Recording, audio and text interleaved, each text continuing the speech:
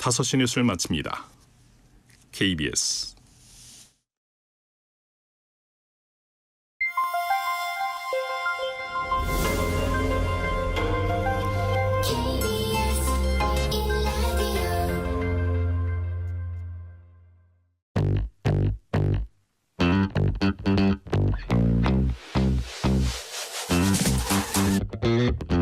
KBS 1라디오 뉴스레터 K.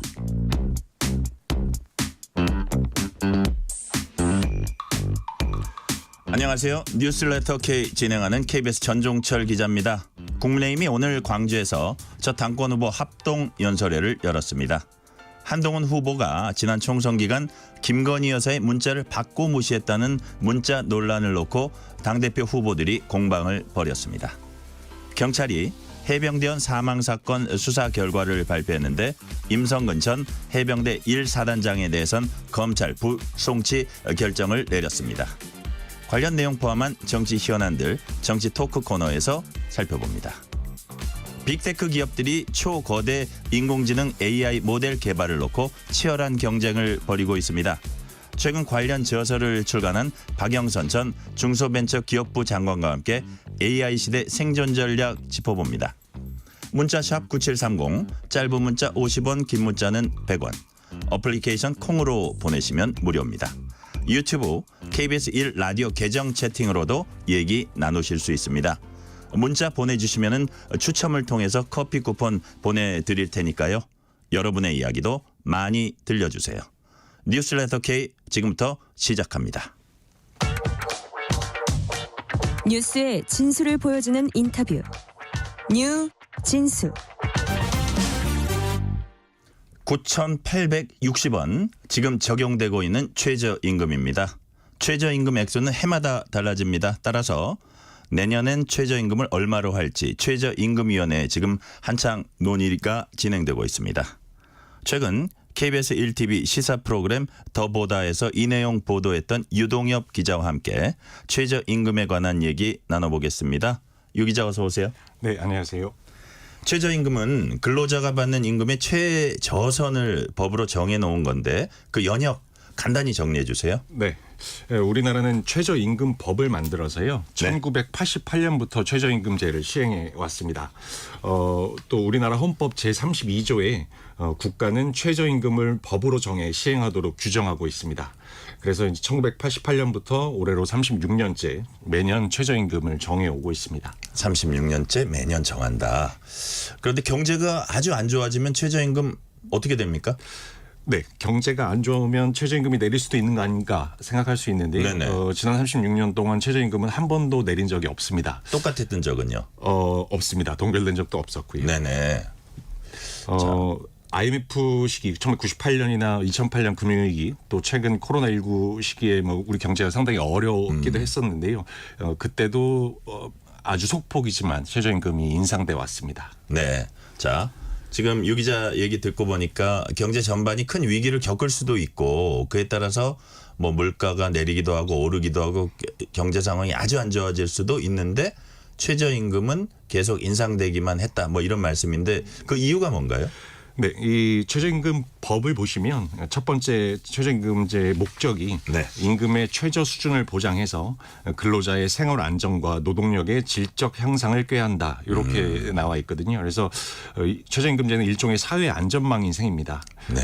올해 이제 최저임금이 시간당 9,860원인데요. 이걸 월급으로 환산하면 206만 원 정도가 됩니다. 네. 그래서 이보다 임금이 낮아서는 좀 생활이 곤란한 것 아니냐는 일종의 사회적 합의라고도 볼 수 있습니다. 네네. 유 기자가 지금 사회 안전망이라 그랬는데 정말 최저임금이야말로 안전망 중에 안전망이겠죠. 네. 자, 그럼 이 최저임금 액수는 누가 정하는 건지 발표는 이제 국가가 하는데 결정 과정은 또 그에 앞서 별도 논의를 또 거치기도 하잖아요. 네, 맞습니다. 이 최저임금은 해마다 정부 고시로 발표되기 때문에 형식상으로는 국가가 정하는 것이긴 하지만 네. 구체적인 논의 자체는 정부 부처가 하는 것은 아니고요. 이 담당 부처인 고용노동부가 일종의 독립기구인 최저임금위원회를 구성합니다. 이 위원회는 위원 27명으로 구성돼 있습니다. 네. 이 27명은 노동계를 대표하는 근로자 위원 9명 그리고 경영계를 대표하는 사용자위원 9명, 여기에 공익위원이라는 이름으로 대학 교수 등 전문가를 포함해서 9명. 그래서 세 분야를 합쳐서 27명으로 구성되어 있습니다. 그래서 이 위원회가 최저임금과 관련된 결정을 하면 그대로 고용노동부가 그에 따르는 것입니다. 아, 그러면 고용노동부가 어떻게 작용을 가하고 그런 건 없이 네. 이 위원회에서 정해진 거를 고용노동부는 그냥 발표하고 고시하는 거네요. 네, 그렇습니다. 네네. 자, 그렇다면 노사 양측 대표가 참여하고 아까 이제 말씀하셨는데 9327이에요. 9명 이렇게 참여한다고 말씀하셨는데 노사 양측 대표 참여하고 공익위원이 일종의 중간자적 역할을 하나요? 거기도 이제 성향은 있을 텐데 그럼에도 불구하고 중간자적 역할을 한다? 그렇습니다. 아무래도 네네. 이제 노사 양측의 의견은 좀 다를 가능성이 많기 때문에 그 예. 가운데 일종의 중간자적 역할을 이제 공익위원 9명이 하는 것이고요. 이제까지 결정 과정을 보면 별다른 그러니까 논의를 통해서 일종의 결론을 합의 형태로 발표하기도 하고요. 이 합의가 이루어지지 않으면 표결을 하기도 하는데요. 아무래도 이 공익위원 9명이 일종의 캐스팅 보트를 쥐고 있는 셈입니다. 네네. 그런데 제 기억이 맞다면 해마다 이맘때쯤 최저임금 뭐 정하고 논의하고 심의하고 이랬던 기억이 나는데 이게 뭐 어떻게 시기적인 절차라 그럴까요? 그거 어떻게 됩니까? 네, 이 최저임금 법에 보면 그 최저임금을 정하는 시기도 정해져 있습니다. 네. 말씀하신 것처럼 딱 이맘때가 되는데 그 이유가 고용노동부가 3월 31일까지 최저임금위원회에 그 최저임금 심의를 요청하게 됩니다. 그럼 요청을 받은 최저임금위원회는 3월 31일부터 90일 이내에 심의를 하도록 되어 있고요. 네. 그러니까 3월 31일부터 90일을 계산하면 6월 말이 되기 때문에 항상 요 시기가 최저임금, 그러니까 내년도 최저임금을 정하는 시기가 됩니다. 네.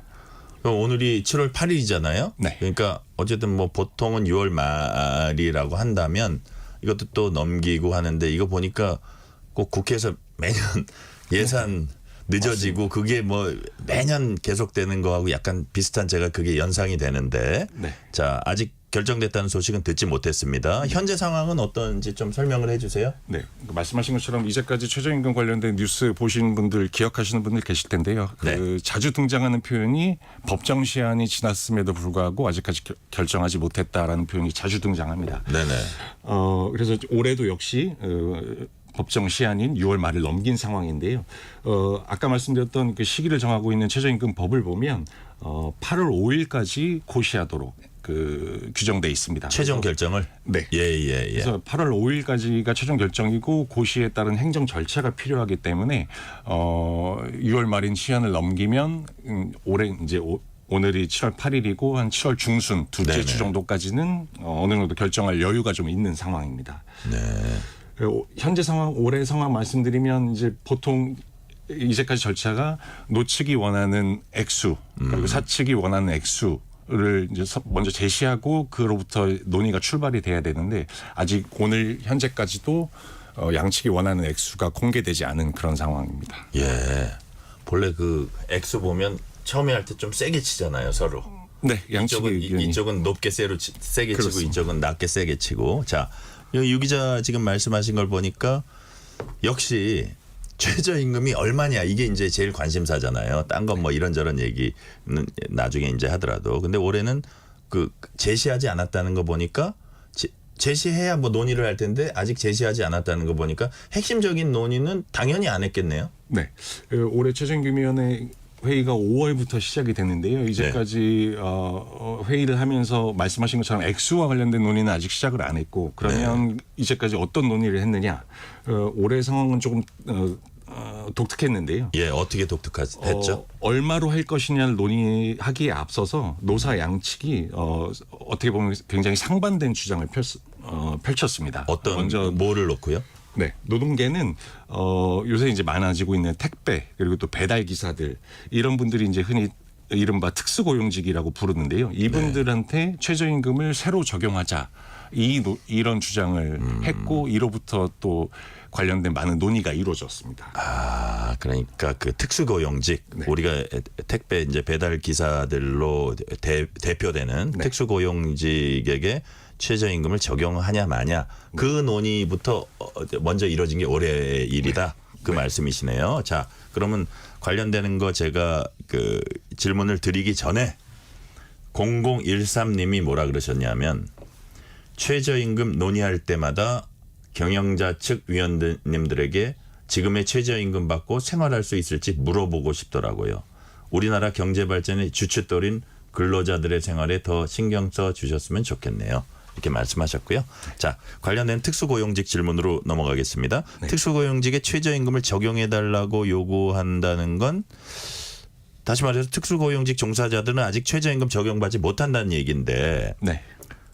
그러면 누가 봐도 이분들 근로자인데 우리가 어떤 정의하는 근로자는 또 아닌 어떤 회색지대라 그럴까요? 그쪽 영역에 계신 건가요? 맞습니다. 특수고용직이라는 용어 자체가 말씀하신 그런 의미를 포함하고 있는 건데요. 네. 그러니까 일반적인 근로계약은 뭐 하루 8시간, 주 5일을 근무하면 얼마를 받는다. 이게 이제 일반적인 임금계약, 근로계약의 그렇죠. 형태인데 최근 많이 이제 경험하고 계시는 배달 라이더, 네. 택배기사 이런 분들의 특수고용직들은 이렇게 하루 얼마 몇 시간을 일한다가 아니라 그 한 건, 일 한 건을 하면 그로부터 수수료 얼마를 받는다. 이런 네. 방식으로 그 임금을 받는 방식이기 때문에 현재 시급 얼마, 월급 얼마 이런 방식의 최저임금은 이분들한테 아예 적용이 되지 않고 있는 겁니다. 아, 그렇군요. 자, 여기서 이제 또 궁금한 게 최저임금이 한번 정해지면 얼마나 많은 사람들에게 적용되는가 하는데 지금 방금 말씀하신 특수고용직처럼 일을 하면서 최저임금 적용 받지 못하는 분들 우리 사회에 얼마나 됩니까? 특수고용직이 과연 우리 사회에 얼마나 있느냐 이 부분도 사실 통계가 어떤 정확한 표준화된 통계가 있지는 않습니다. 그래서 조사 방법이나 통계에 따라서 조금씩 차이가 나는데요. 적게 잡는 통계에서는 150에서 200만 명 정도, 네네. 많게 잡는 통계에서는 600만 명 이상, 많게는 뭐 800만 명까지도 와. 이렇게 최저임금이나 일반적인 근로 흔히 얘기하는 뭐 4대 보험이라든지 근로자를 보호하기 위한 사회안전방해 혜택을 받지 못하는 사람들이 그 정도 된다 이렇게 설명하고 있습니다. 네.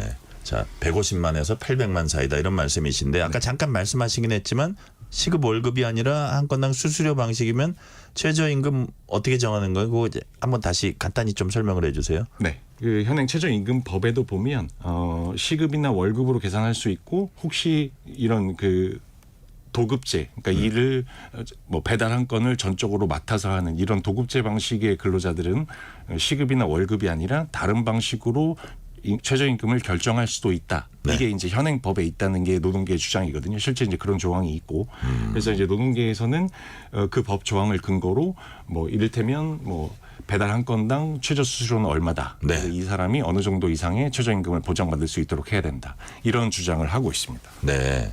자, 그렇다면 이제 노동계가 만약에 확대 적용을 요구할 경우에요. 경영계가 이걸 쉽게 수용할 것 같진 않은데 유 기자는 어떻게 보세요? 실제로 경영계에서 뭐 앞서 논의가 이루어졌고 경영계에서는 말씀하신 것처럼 네. 확대 적용은 좀 무리가 있다. 경영계의 주장은 현행 법적으로 뭐 근로기준법이나 관련 법상으로 이 특수고용직이 완전히 근로자로서의 법적 지위를 인정받지 못하고 있는 경우들이 있기 때문에 네. 근로자를 대상으로 하고 있는 최저임금제를 근로자가 아닌 사람에게 적용하기에는 좀 무리가 있다. 그래서 좀 뭐 일종의 반대, 네. 혹은 뭐 아직 시기가 이르다 이 정도의 입장 가지고 있습니다. 그러니까 아무래도 이 근로자들을 보호하거나 더 이렇게 챙겨주거나 이런 이해관계를 더 챙겨주는 입장에서는 뭐 적용을 해야 된다 하겠지만 경영계 입장에서는 또 당장 부담이 늘어날 것 같으니까 그런 입장을 갖고 있는 것 같기도 합니다. 네. 그래서 이제 올해 앞서 말씀드린 것처럼 노동계가 확대 적용을 요구했다면 경영계는 최저임금을 구분 적용하자 이런 주장을 하고 있습니다. 아, 자, 경영계 요구 가운데 최저임금 구분 적용이 있다. 이거 무슨 얘기입니까? 좀 구체적으로 말씀해 주세요. 네. 경영계가 사실 최저임금위원회에서 구분 적용을 하자는 얘기는 꽤 오래전부터 주장해왔던 내용인데요. 네. 간단하게 말씀드리면 업종에 따라서 최저임금의 액수를 다르게 하자. 그래서 흔히 좀 그 사정이 어려운 흔히 뭐 영세 자영업자라든지 소상공인들이 많이 하는 업종에 대해서는 최저임금이 계속 오르고 있어서 인건비 부담이 크니까 네. 이들의 부담을 줄여주기 위해서 조금 낮은 수준의 최저임금을 설정하고 좋겠다. 이제 이게 경영계의 입장입니다. 그래서 올해 최저임금위원회에서 경영계는 편의점, 소규모 음식점, 네. 택시 업종 이 세 가지 예를 들어서 이런 업종에 한번 구분 적용을 도입해 보는 것이 어떠냐. 그런데 조금 적게 주는. 네. 자, 그런 얘기가 지금 우리 청취자 문자가 하나 들어왔어요. 라이프님이 현재 최저임금 정책은 대기업만 감당할 수 있습니다. 소자영업자가 초토화된 이유 중 하나가 최저임금 문제도 있다고 생각해요.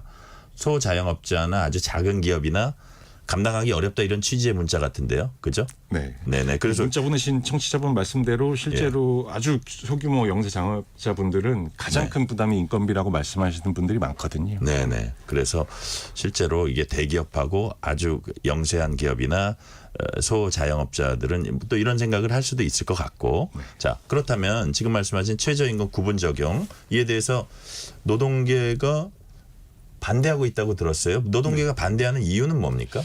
원칙적으로 최저임금은 아까 서두에 말씀드렸던 것처럼 사회 안전망이기 때문에 네. 누구나 차별 없이 적용받아야 된다는 게 노동계의 주장입니다. 그래서 네네.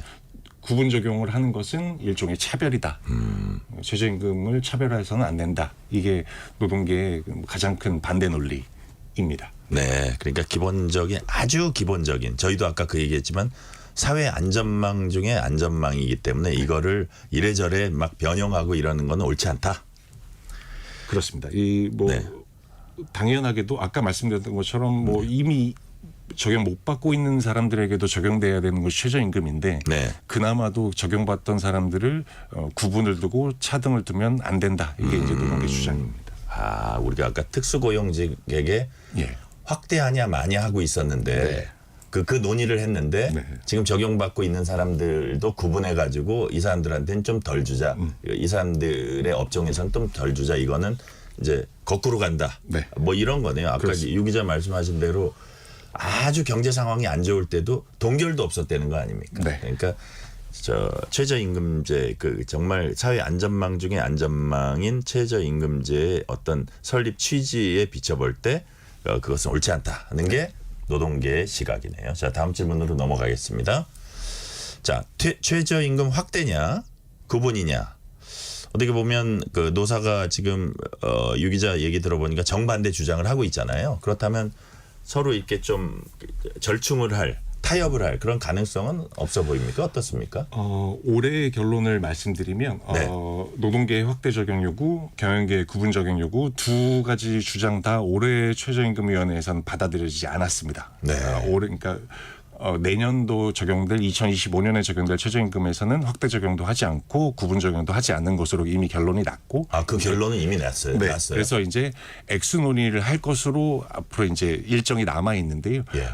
뭐 그럼 이제 끝난 거 아니냐라고 생각하실 수 있겠지만 앞서 말씀드린 것처럼 매년 최저임금의 액수도 정하지만 예. 확대 적용을 할 것이냐 구분 적용을 할 것이냐도 똑같이 매년 논의 대상이 됩니다. 그래서 올해는 하지 않기로 됐지만 내년 이맘때에 똑같은 확대 적용을 할 것이냐 구분 적용을 할 것이냐 이 갈등은 내년에도 똑같이 펼쳐질 예정입니다. 아, 자, 그럼 제가 제대로 유동욱 기자 얘기를 이해를 했다면 올해 실질적인 수치를 어떻게 우리가 결정하기 전에 맞습니다. 구분 적용이냐 확대 적용이냐 이거는 논의를 아주 치열하게 했네요 이미. 네, 그래서 맞습니다. 올해 결론을 나서 네.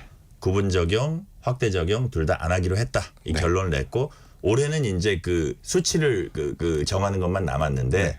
자 내년에 또 구분 적용이나 확대 적용 이건 치열하게 또 논의를 할 거다. 그 사이에 사회가 이 상황을 어떻게 바라볼지는 좀 더 사회적인 합의가 또 이루어질 수도 있으니까요. 맞습니다. 그렇죠? 실제로 사회적 합의를 또 최저임금위원회가 당연히 받아들여야 하겠죠. 네네. 자, 그럼 다음 질문으로 한번 가볼게요. 최저임금 액수에 앞서서 이제 해당 논의가 진행됐다는 건데 여기에 내년도 최저임금액 논의도 아직 시작은 안 됐지만 유 기자 보기에 이제 곧 본격화 되겠죠? 네.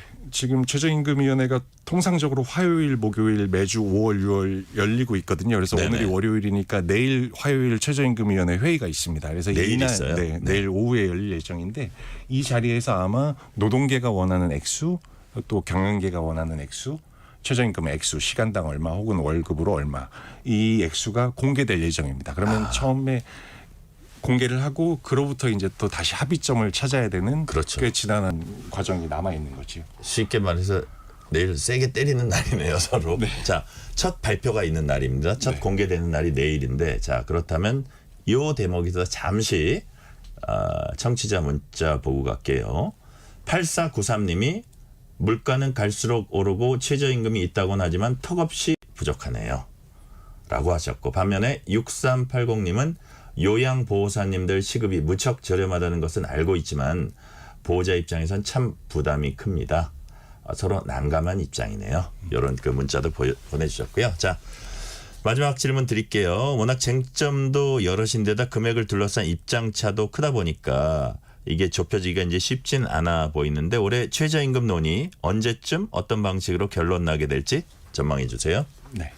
어쨌든 최저임금위원회 회의지만 노사 대표가 참여하는 일종의 노사 협상이기도 하거든요. 그래서 최초안이 공개되기 전까지는 무조건 비공개입니다. 그런데 이제 흘러나오는 얘기를 종합해 보면 노동계 측은 현재 시간당 9,860원인 시급을 20% 이상 인상해서 12,000원대를 요구한다는 추측이 있습니다. 그리고 경영계는 반대로 경제 상황이 너무 어려우니 동결 혹은 뭐 일부 삭감까지도 주장할 가능성이 있습니다. 아, 그래요? 그러면 내일 공개되면 아주 빠르면 이번 주 목요일 혹은 금요일 새벽, 어쩌면 거기서도 합의가 이루어지지 않으면 그 다음 주까지도 논의가 이어질 가능성이 있습니다. 네, 오늘은 여기까지 듣겠습니다. 최저임금을 다룬 더 보다 방송은 KBS 홈페이지나 유튜브 등을 통해서 다시 보실 수 있습니다. 지금까지 KBS 유동엽 기자였습니다. 유 기자 수고 많았습니다. 네, 고맙습니다. 실시간 교통정보 듣고 오겠습니다. 교통정보센터 이현 리포터 나와주세요. 네, 오늘 종일 화물차 관련한 사고가 많았는데요.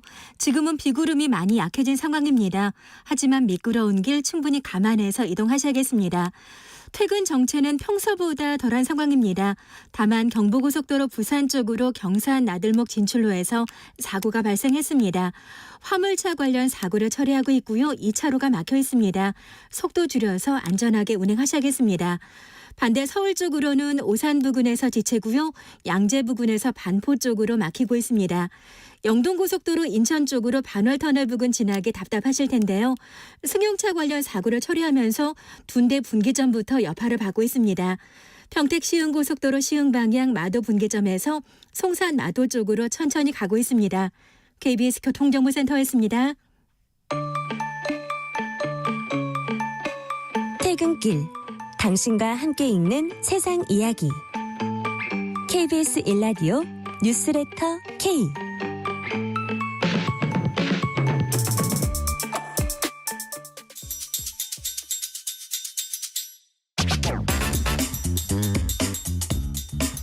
오늘 하루 가장 뜨거운 뉴스들만 골랐습니다. 뉴스레터 K 정치 토크 이승환 국민의힘 중랑을 당협위원장, 박성민 전 청와대 청년 비서관, 이동수 청년 정치크루 대표 나오셨습니다. 어서 오세요. 안녕하십니까. 반갑습니다. 자, 국민의힘 7.23 전당대회가 보름 앞으로 다가온 가운데 차기 지도부 경선 출마자들이 참석하는 첫 합동연설회가 광주에서 열렸습니다.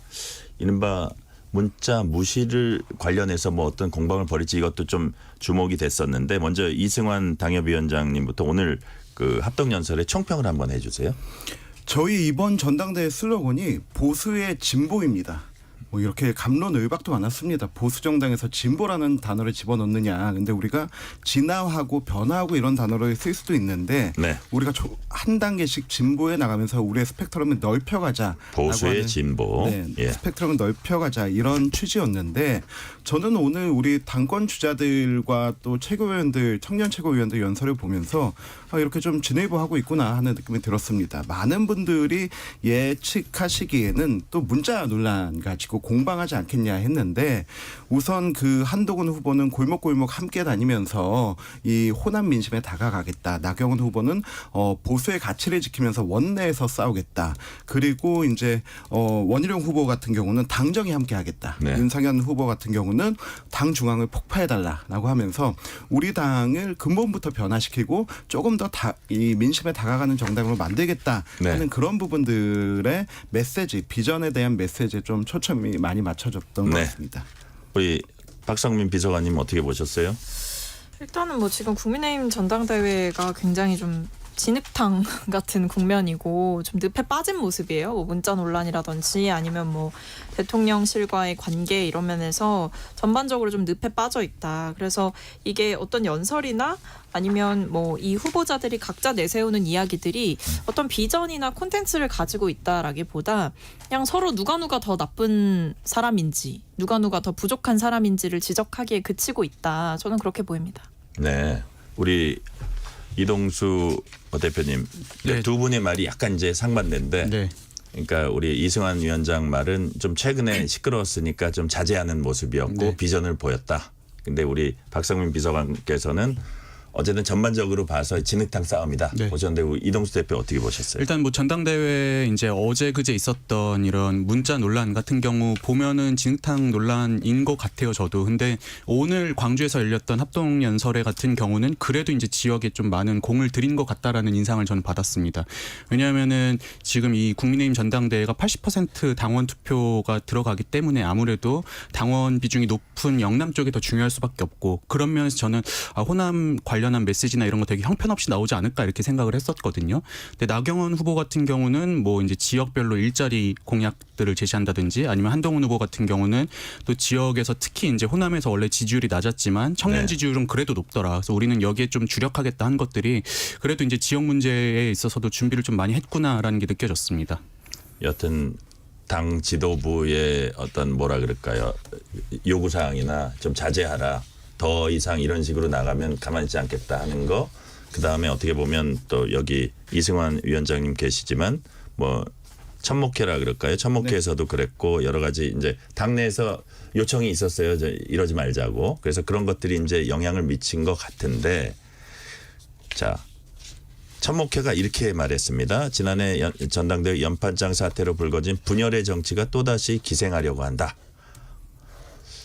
어떻게 그 입장이 뭡니까? 그 천목회 입장이 이 사태를 바라보는. 저희가 사실 이 논란이 토요일 밤부터 불거졌거든요. 네. 이 문자 사태를 시작으로 특정 후보를 사퇴시켜야 된다. 이거를 위해서 원외 당협위원장들이 뜻을 모아서 이 연판장으로 표현이 됐죠. 같이 기자회견을 하자라고 하는 게 토요일 밤부터 불거졌는데 사실 토요일은 굉장히 저희에게 의미가 있던 날이었습니다. 왜 그러냐면 저희 천목회가 준비하고 성찰가 가고 그리고 원외당협위원장 협의회가 다 함께해서 후보자 4명을 모두 모셨습니다. 네. 모셔가지고 한 사람당 1시간씩 릴레이 검증 토론회를 했거든요. 그게 지난 주말이에요? 네네, 지난 예, 토요일이었습니다. 근데 그게 끝나고 나서 바로 이날 밤부터 이렇게 연판장 얘기가 나오기 시작해가지고 굉장히 긴박하게 돌아갔습니다. 그런데 이 원외 당협위원장 협의회 전체 중에서도 천목회는 수도권에서 이번 선거를 뛴 3040들이고 거의 다 자기 고향에서 선거를 뛰었거든요. 네. 그렇기 때문에 보수 정당과 지역 정치에 대한 애정이 굉장히 큽니다. 그런데 이렇게 다시 분열의 정치가 다시 나오는 거는 우리 당에 정말 큰 문제가 된다. 그렇기 때문에 우리가 이거는 입장을 내야 되지 않겠느냐 한 부분이고 지난 5월 15일에 저희가 밤샘 끝장 토론을 해서 총선 패널 5가지 요인을 뽑았는데 그때 당시도 그 나경원 그 후보 시절에 있었던 연판장을 통한 분열의 정치를 비판했거든요. 근데 이건 똑같으니까 우리가 이거는 좀 입장을 밝히자 해서 천목회 전체가 단톡방에서 계속 논의를 했습니다. 저희가 전체 24명인데 총 19명이 투표에 동참을 했고 14명이 찬성을 했고 5명은 반대를 했습니다. 그런데 이제 다수결로 해서 익명으로 우리가 이 성명을 발표했는데 각 후보자 개인이 자기의 어떤 선거의 유불리에 대해서 특정 후보를 비판하거나 사퇴하라 이렇게 요구하는 것도 우리는 용납할 수 있다. 네. 하지만은 이게 선거에 참여할 수 없는 원외위원장들의 이름을 쭉 나열하는 것은 이게 계파 정치의 시작이고 줄 세우기 정치의 시작이다. 따라서 이 부분은 우리가 용납할 수 없다라고 해서 그런 입장을 내게 된 부분이 있습니다. 네네. 자 어떻게 박성민 비서관님 이런 상황에 대해서는 어떻게 보세요? 그 어떤 좀 젊은 정치인들이 이렇게 약간 제동을 건다 그럴까요? 자제를 촉구하는 이런 부분에 대해서는.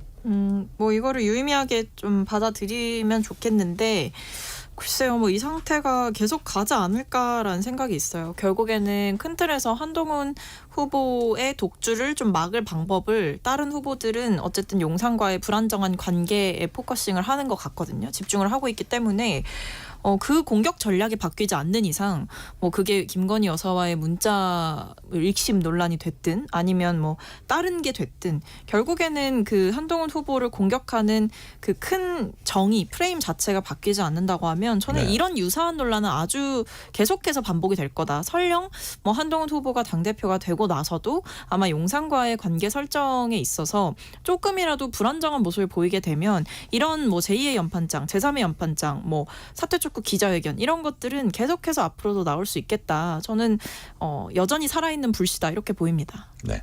요 질문은 제가 이동수 대표께 먼저 드릴게요. 그리고 다른 두 분한테도 이제 저 입장을 한번 들어보는데 그 오늘 약간 그 합동 연설회에서 약간 진정 국면을 보였지만 그 전 상황 네. 좀 갈등이 극에 달했을 때 상황을 한번 보면 처음에 문자 모시가 논란 초반에는 약간 배신의 프레임 이런 쪽으로 얘기가 가다가 어느 순간에 어제 오늘 오전 사이라 그럴까요? 그럴 때 보니까 총선 패배 책임론 약간 그쪽 내용으로 그 논란이 뉘앙스가 글로 가면서 예를 들어서 뭐 원희룡 후보 측도 만약 김 여사가 사과했을 경우 선거 결과가 많이 달라졌을 것이다. 그리고 나경원 후보는 이제 두 사람이 막 한 두 사람이 싸우는 거 보면서 김 여사 사과 기에 걷어찼다. 이래서 졌던 것. 패배 브라더스의 진풍경이라는 이제 용어까지 썼고 윤상현 후보도 자제를 촉구했는데 그럼 여기에 대해서 한동훈 후보 측은 만약에 일정 수준의 답변이라도 그 카톡에 대고 문자에 대고 했으면 지금 이게 불거졌을 때 그걸 과연 감당할 수 있었겠느냐. 그리고 그 당시 한동훈 그 비대위원장은 어떤 국민 눈높이를 얘기하면서 사실상 공식적으로 김건희 여사 사과를 공식화한 상황인데 그걸 왜 개인적인 문자에 답을 해야 하느냐. 아무리 그 전에 잘 알았다 못 알았다를 저는 그런 논리거든요. 그래서 문자 무시와 총선 패배 이 함수관계 어떻게 되는 것 같아요? 근데 저는 그게 약간 이해가 가지가 않는 게 그러니까 예. 지금 이 친윤 후보분들이 주장을 하는 게 김건희 여사가 사과를 하려고 했는데 한동훈 후보가 그거를 뭐 문자를 읽고 답변을 하지 않아서 사과를 못했고 그래서 이제 민심을 잃어서 패배했다 이거잖아요. 예. 근데 저는 그 당시에 한동훈 후보가 그 김건희 여사 텔레그램에 답변만 안 했을 뿐이지 여러 매체를 통해서 이미 사과해야 된다고 그렇게 많이 이 주장을 했었고 그렇다면은 꼭 뭐 한동훈 후보가 사실상 텔레그램 답장을 안 하더라도 사실상 답변을 한 격인데 그걸 네. 왜 사과를 안 한 거를 한동훈 이 당시 비대위원장에게 책임을 덮어 씌우려고 하나 일단 이런 생각이고요. 그리고 또 그 당시 지금 이제 한동훈 때문에 졌다라고 주장하시는 분들이 그 당시에 보면은 오히려 그때 김건희 여사 사과하면 안 된다 이렇게 주장하셨던 분들인데 네. 저는 이게 좀 앞뒤가 안 맞는 게 아닌가 그런 느낌을 많이 받고 있습니다. 우리 이승환 위원장님 어떻게 보세요? 저는 우선 첫 번째로 그 문자에 한동훈 위원장이 그래도 조금이라도 답변을 했다면 더 좋았겠다라는 그래요? 생각은 기본적으로 가지고 있습니다. 근데 이 문제의 핵심은 김건희 여사께서 사과 의사를 전달했는데 한동훈 위원장이 이것을 정말 익십하고 무시해서 이것이 논의되지 않았는가 하는 게 문제의 핵심인데요. 네. 저는 이때 당시를 분명히 기억합니다. 1월 말쯤에 1월 23일이었던 걸로 기억하는데 당에서 김건희 여사가 사과 의사를 전달해 왔다. 그리고 당에 논의했다라고 하는 보도가 이미 나갔습니다. 아 그래요? 네, 그때 네. 1월 23일에 종편 방송을 통해서 나갔는데 김건희 여사가 사과 의사를 전달했고 당이 이것을 논의했으나 여기에서 자칫 야당의 공세에 휘말릴 수 있고 몰카 공작이라는 그 문제가 더 우선시되기 때문에 이것을 쉽게 결정하지 못하고 있다라고 하는 게 나갔습니다. 그런데 이게 사과 의사가 어떻게 전달되어 왔는지는 모르고 있었거든요. 그런데 이게 김건희 여사가 한동훈 위원장에게 텔레그램을 보내서 그것을 가지고 당에서 논의했는데 여기서 갑론을박이 있었습니다. 그리고 1월 말이었으면 우리 당이 그렇게 상황이 안 좋을 때가 아니었어요. 좀 괜찮을 때였거든요. 그렇기 때문에 그 결정을 하지 못했다라고 하는 모든 자료가 다 남아 있습니다. 그렇다면 중요한 거는 왜 하필 이 시점에 이 문제가 불거졌는가라고 하는 것인데 대상은 세 가지가 있겠죠. 네. 한동훈 위원장이 공개했거나 김건희 여사가 공개했거나 혹은 제3의 인물이 공개했거나 이것인데 이 정황상 한동훈 위원장은 이것을 지금 공개해서도 안 되고 공개할 수도 없던 상황이고 그럼 김건희 여사 일각에서 공격하는 거는 김건희 여사가 전대에 개입할 목적으로 지금 이것을 공개했다라고 하는 비판들이 있는데요. 제가 파악하기로 또 김건희 여사의 측근들에게 직접 들은 바로는 굉장히 참담해하신다. 그리고 이것에 대해서 얼굴이 화끈거릴 정도로 정말로 그 신경을 쓰신다. 그래서 이거는 저는 그렇게 나왔을 리는 절대 없다 생각하고 네. 따라서 대통령실도 대통령실을 개입시키지 마라라고 분명한 입장을 했던 거고요. 그렇다면 제3자 누군가가 어떤 목적을 가지고 했을지는 모르겠지만은 저는 그 목적도 달성하지 못했을 뿐더러 오히려 우리 당의 전대만 더 혼탁하게 만들었다. 그래서 이거는 당적 문제이기 때문에 이제 이 정도 차원에서 후보들의 합의 차원에서 다음 이슈로 좀 건너가는 게 좋지 않을까. 왜 이 생각을 하냐면 우리 당이 여태까지 곤혹스러웠던 몇 가지 사건들이 있습니다. 첫 번째로 김건희 여사의 몰카 그 명품 가방 사건, 그리고 두 번째로 대통령과 국회의장의 비공개 대화에서 나왔던 말이 또 나오면서 불거졌던 사건들, 또 확인할 수 없는 대통령의 경로설로 지금 우리 당이 여러 문제를 겪고 있는데 이거는 나올 수도 없고 나와서도 안 되고 확인도 안 되는 문제들 때문에 우리가 공세를 받고 있는 거였거든요. 그런데 이거는 우리 안에서 그런 똑같은 문제가 불거진 겁니다. 저는 그래서 정말 당의 미래를 생각한다면 저는 한동훈 위원장도 김건희 여사도 아니라고 생각해요. 그 제3의 누군가가 오히려 수습을 하고 이 이슈에서 빠져나오는 게 중요하다고 생각합니다. 근데 저는 네. 그 김건희 이동수 여사가 대표 말씀입니다. 예. 김건희 여사가 사과 의사를 밝혔다 이거의 진정성도 좀 약간 의심할 수밖에 없다고 생각을 하는 게 김건희 여사가 한동훈 당시 위원장에게 그 메시지를 보냈다는 게 1월 19일이잖아요. 근데 그러고 나서 하루 이틀 뒤에 이제 이 대통령실에서 한동훈 비대위원장이 사과 요구를 했다는 이유로 이제 그 사퇴해야 된다 이런 메시지를 이관섭 당시 비서실장이 전달을 하고 그리고 친윤 의원들이 한동훈 물러가라 그렇게 이제 막 공격을 했었는데 그 한쪽에서는 지금 사과하고 싶다고 메시지를 보내고 또 다른 한쪽에서는 사과를 요구한다는 이유로 이 물러나라고 요청을 하는 게 과연 그럼 이게 진정성 있는 메시지였나 하는 좀 의심을 할 수밖에 없는 것 같습니다. 네. 예. 우리 박성민 비서관님 어떻게 보세요? 그러니까 일단은 뭐 문자 내용에서도 보면 뭐 전해지는 걸로는 그럼에도라는 표현이 뭐 쓰였다고 하잖아요. 네. 그러니까 뭐 사과를 했을 때 뭐 대선 기간에 사과를 했을 때 지지율이 10%포인트 정도 빠졌었고 그래서 망설여진다. 그럼에도 하라고 하시면 하겠다. 뭐 이런 건데 일단 저는 한동훈 그 비대위원장의 허락을 득해서 사과를 해야 되는 게 영부인의 자리는 아니다라는 말씀을 먼저 드리고요. 그리고 한동훈 위원장의 답을 기다리면서 사과를 차일피일 미뤄야 되는 게 맞는 게 아니라 오히려 대통령실 차원에서 그러니까 대통령과 영부인이 결단을 해서 정무수석이나 비서실장을 통해서 어떤 입장을 정하고 그것이 이제 공식적인 루트를 통해서 당에게 전달이 되는 게 맞았지 한동훈 위원장에게 영부인이 직접 텔레그램을 보내서 그 허락을 득하려고 하고 이런 거는 사실 공적으로 일을 처리하는 방식은 아니다. 그리고 오히려 한동훈 위원장에게 지나치게 정치적인 부담을 크게 지우는 방식이었기 때문에 저는 오히려 영부인께서 정말 사과하실 의사가 있었다고 한다면 한동훈 위원장의 답이 오지 않았어도 사과를 했어야 되는 게 맞다. 그랬어야 이게 진정성 논란이 없는 것이지 이게 사람이 말이 아니라 행동을 봐야 된다고 하지 않습니까? 정말 사과하고 싶었다고 한다면 한동훈 위원장의 허가 없이도 본인이 하실 수 있는 계기는 충분히 많았고 심지어 그거를 만들 수도 있고 스스로 이 계기는 만들 수 있는 거거든요. 타이밍이라는 거는 뭐 정무수석이 이렇게 어떤 이 시점에 하시는 게 좋겠습니다. 이렇게 할 수도 있는 거고 그래서 저는 문자에 답장이 오지 않았기 때문에 사과를 못했고 그래서 졌다라고 하는 거는 그냥 전형적인 이 뭐 피해자 코스프레다. 저는 그렇게 보고 있습니다. 네. 자, 문자 논란은 여기까지 하고요. 민주당으로 가봅니다. 민주당 대표와 최고위원 예비 후보자 등록이 내일과 모레 진행됩니다. 자, 박성민 비서관님, 네. 김두관 전 의원 나옵니까? 뭐 나오신다고 하던데요. 네. 근데 이게 시간이 좀 걸리네요. 이 발표하시는 게 내일 어떻게 되나를 이제 네. 봐야 되겠네요. 근데 출마선언 공지가 떴더라고요. 좀 네네네. 아, 출마선언 공지가 떴어요. 네네. 아, 그리고 그렇군요. 공식화를 했기 때문에 뭐 지금 상황에서 뒤로 갈 거는 아닌 것 같고 방금 출마선언 공지가 떴다. 네. 네네. 그래서 이미 이 출사표를 던지겠다라는 뜻을 좀 굳히신 걸로 보였어요. 왜냐하면 이 뭐 전재수 의원이라든지 뭐 이인영 의원이라든지 이런 분들은 아니라고 분명하게 선을 그었단 말이죠. 근데 선을 긋지 않고 계속해서 고민을 하는 모습을 보여줬다는 것 자체가 좀 네. 어느 정도 출마를 예상했던 부분이고요. 이제 그렇게 되면 뭐 당대표 후보가 둘이 되는 걸로 봐야겠죠. 그러니까 네. 뭐 이재명 전 대표께서도 곧 뭐 선언을 한다라고 하니까 좀 지켜봐야겠죠. 둘의 메시지가 어떻게 다르고 어떤 경쟁이 펼쳐질지요.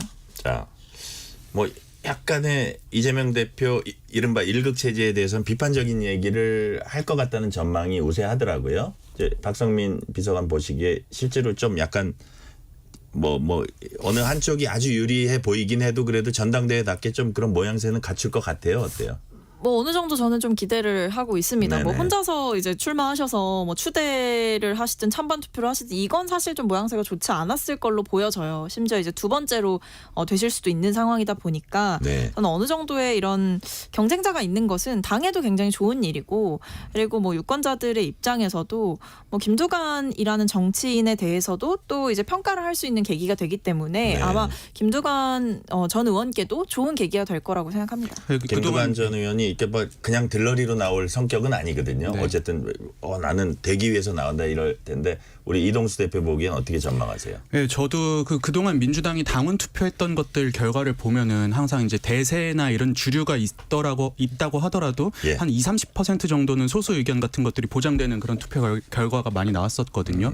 그래서 저도 김두관 이제 전 의원이 출마를 한다면은 그래도 최소한 한 20% 정도의 유의미한 투표는 하지 않을까. 그리고 20%. 네, 그 정도는 하지 않을까 이렇게 생각이 되고 또 이게 이제 그 최재성 전 수석이 이인영 전 의원 출마를 요구하면서 얘기했던 게 그래도 지금 이 민주당 상황에서 일정 부분 한 축은 또 형성을 해야 되지 않느냐 이렇게 얘기를 했었는데 그게 이제 김두관 전 의원에게 좀 적용될 수 있지 않을까 그렇게 생각을 합니다. 네, 이승환 위원장은 어떻게 보세요? 저는 김두관 전 의원의 출마 내용을 보니까 세종에서 출마 선언하고 네. 그리고 바로 광주로 갑니다.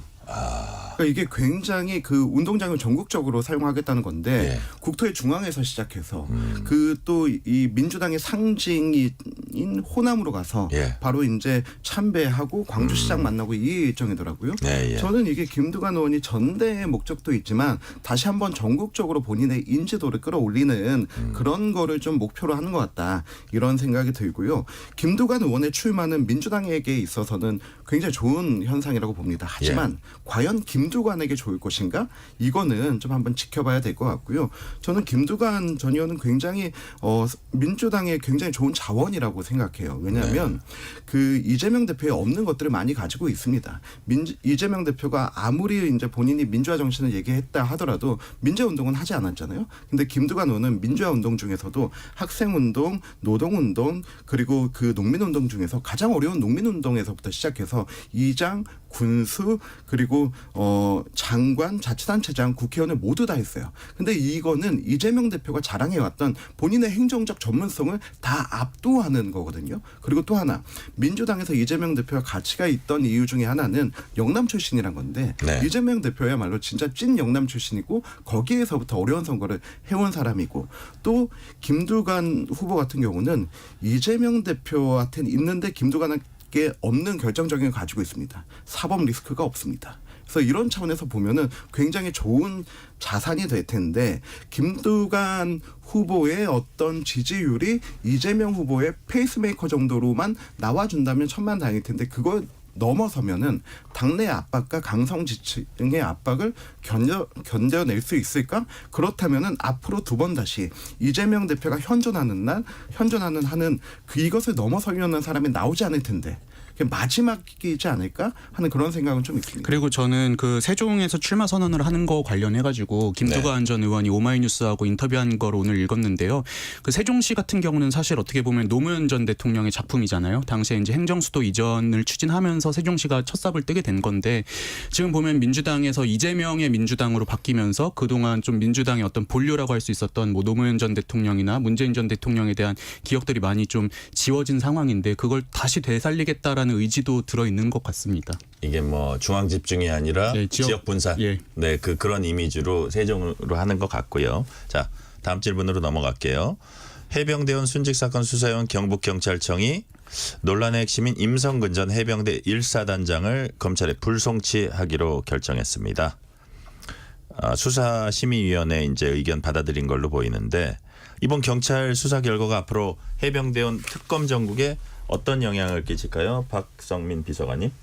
그러니까 오히려 지금 이 대통령의 입맛에 맞춘 결과가 나오는 게 아니냐. 결국에는 답은 정해져 있었고, 그러니까 뭐 의례적으로 거치듯이 그냥 그동안에 수사를 해온 거 아니냐라는 비판이 있을 수밖에 없는 거죠. 왜냐하면 뭐 과거에도 이제 뭐 사회적 참사가 있거나 아니면 뭐 삼풍백화점 붕괴 사건 이런 것이 있을 때에도 이 업무상 과실치사의 뭐 공동 정범으로 이 여러 관련자들이 다 이렇게 수사를 받고 처벌을 받는 일들이 있었거든요.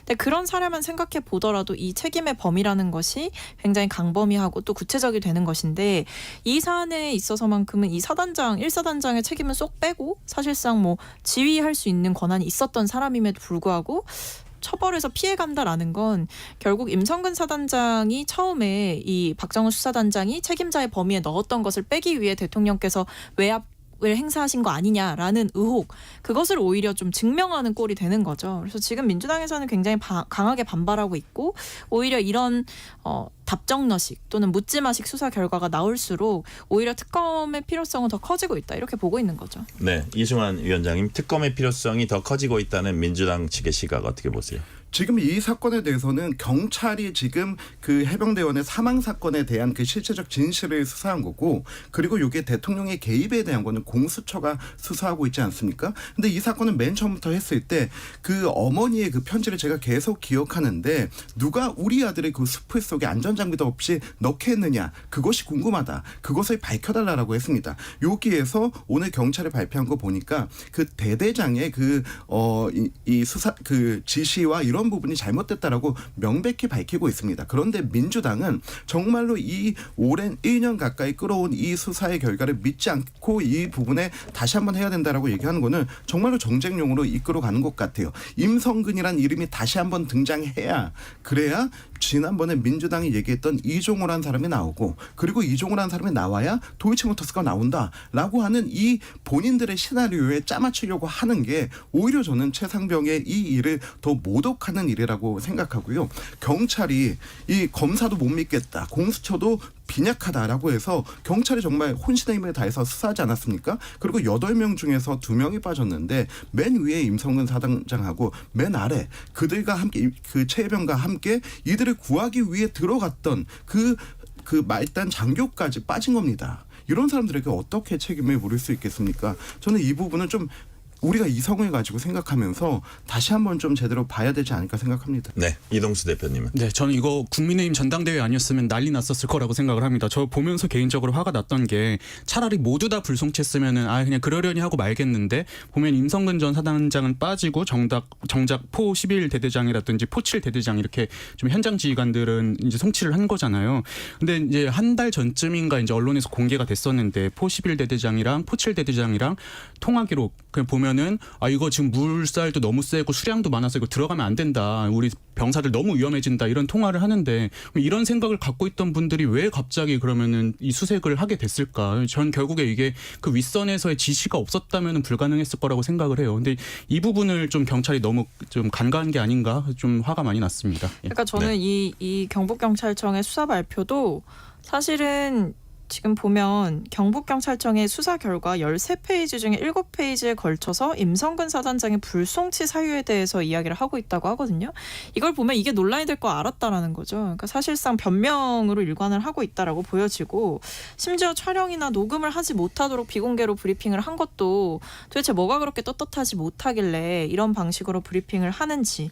그러니까 경찰 스스로도 사실은 본인들의 수사 결과에 대해서 파장을 예상하고 있고, 그리고 이 수사 결과에 대해서 본인들조차 부끄럽기 때문에 이런 방식으로 지금 일을 하고 있는 게 아닌가 싶습니다. 자, 마지막 질문 드릴게요. 2분 남았기 때문에 이건 30초씩만 대답해 주세요. 검찰이 법인카드 이용 의혹과 관련해서 민주당 이재명 전 대표 부부에게 소환 조사 통보했습니다. 민주당은 국면 전환쇼라고 강하게 비판했고, 국민의힘은 민주당이 사법 리스크 가리려고 국정마구 흔들고 있다, 법치주의 짓밟고 있다 비난했습니다. 이 상황 어떻게 보세요, 이승환 위원장님? 저는 수사는 수사고 이게 그 과정대로 진행되는 건데 다만 지연됐던 게 문제지 않습니까? 왜 이제 나왔는지가 문제가 아니고 왜 지금까지 지연됐는지가 문제거든요. 그렇다면은 지연됐고 여기에서 다시 시작됐다라고 하면은 속도 내서 빨리 하면 된다. 그냥 그렇게 보고 있습니다. 그 공익제보자의 구체적 진술은 있잖아요. 그래 확인하는 게 그 이재명 전 대표 부부에게 확인하는 게 잘못된 건가요? 박성민 비서관님. 시점이 좀 공교롭죠. 최혜병 특검법과 그리고 검사 탄핵이 이제 통과되고 나서 지금 이렇게 검찰 소환을 한 것 자체가 사실상 검찰들의 집단적인 정치적인 반발이 아니냐라고 의심하고 있는 것이고 한편으로는 왜 야당에게만 이렇게 칼날을 들이대느냐라는 의문도 있습니다. 뭐 김건희 여사에 대한 소환 조사는 아직까지도 이루어지지 않고 있지 않습니까? 여기에 대해서 도대체 언제 소환을 하겠다는 것인지 과연 소환할 계획은 있는 것인지 궁금하고 야당에 대한 수사가 정당하다라고 얘기하려면 야당에게 날카로운 만큼 정부와 여당에게도 날카로워야 된다 이렇게 생각합니다. 네, 이동수 대표는 어떻게 보세요?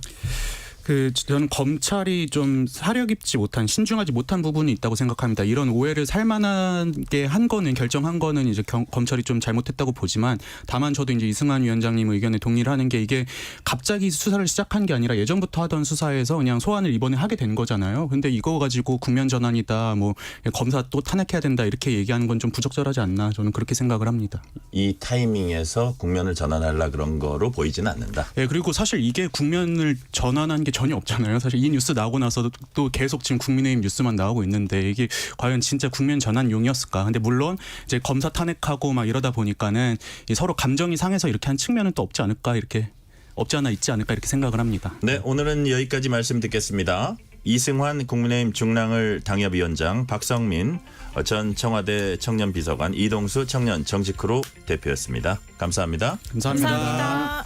뉴스레터 K 1부 순서 마칩니다.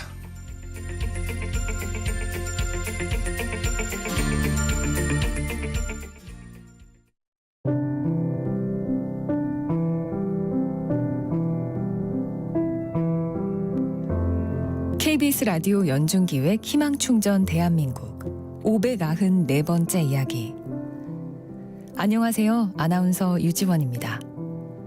경계성 지능장애가 있는 15살 선아의 마음속엔 아픈 기억들이 많이 남아 있습니다. 어릴 적 새아빠에게 성폭행을 당한 후 말과 행동이 급격하게 위축된 선아. 그 후 또다시 사이버 성폭력과 학교 폭력의 피해를 당하며 선아는 세상을 향한 마음의 문을 닫아버렸습니다. 엄마의 신고로 새아빠는 구속됐지만 선아의 일상은 아직도 불안정하기만 한데요. 그때의 트라우마로 인해 사람들을 마주하는 게 두려워진 선아. 어려운 형편에 제대로 된 병원 치료나 심리 상담도 받을 수가 없었습니다. 그나마 엄마가 해줄 수 있는 건 선아가 좋아하는 네일아트 재료를 사다 주는 것뿐. 오늘도 엄마는 가여운 선아를 보며 죄책감과 미안함에 눈물만 흘립니다.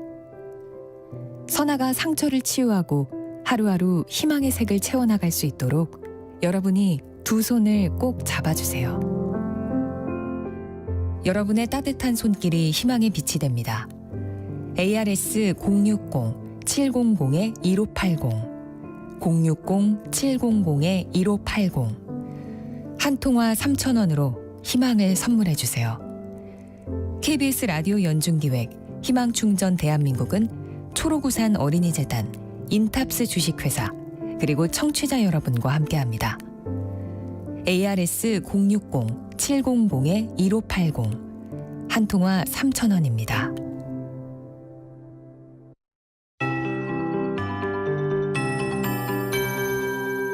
KBS 58분 날씨. 현재 정체전선의 영향으로 중부와 전북, 경북에 비가 내리고 있습니다. 그제부터 현재까지 충청과 경북에 200mm 이상의 많은 강수량을 기록했고요. 전북은 100mm 이상, 중부지방도 80mm 내외, 그 밖의 지역 20에서 40mm의 강우량을 기록했습니다. 이렇게나 많이 왔는데 다시 내일 강한 비와 더불어 많은 비가 더 쏟아지겠습니다. 피해가 우려되니까 안전사고에 유의하셔야겠습니다. 강약 반복하겠고요. 소강 상태 보이는 곳도 있겠습니다. 이렇게 오늘과 내일 대부분 지역에 비가 내릴 텐데 경북은 오늘 밤부터 내일 새벽까지, 호남과 충청은 시간당 20에서 30mm 매우 강한 비가 내리겠습니다. 천둥, 번개, 돌풍 동반해서 쏟아지는 곳이 있으니까 주의하셔야겠습니다. 내일 아침 기온 서울 23도 등 21에서 26도, 낮 최고 기온 서울 28도 등 전국적으로 25도에서 30도 분포가 되겠습니다. 오늘 예상 강우량은 서울, 인천, 경기 5에서 40, 강원, 충청 남부 지역 10에서 60, 경북 북부는 최대 80mm 정도가 되겠습니다. 내일과 모레 사이에는 전국적으로 30에서 80, 많은 곳은 120mm 안팎의 비가 추가로 더 쏟아지겠습니다. 바다 안개가 짙겠습니다. 이 안개가 유입되면서 해안의 안개가 짙겠고요. 오늘 밤까지 해안과 제주에 바람 강하겠습니다. 지금 서울의 기온은 26.5도입니다. 강혜종입니다.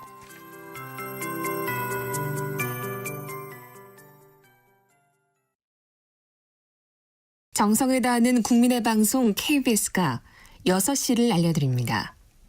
AM 711kHz, FM 97.3MHz, KBS 1라디오입니다. HLKA.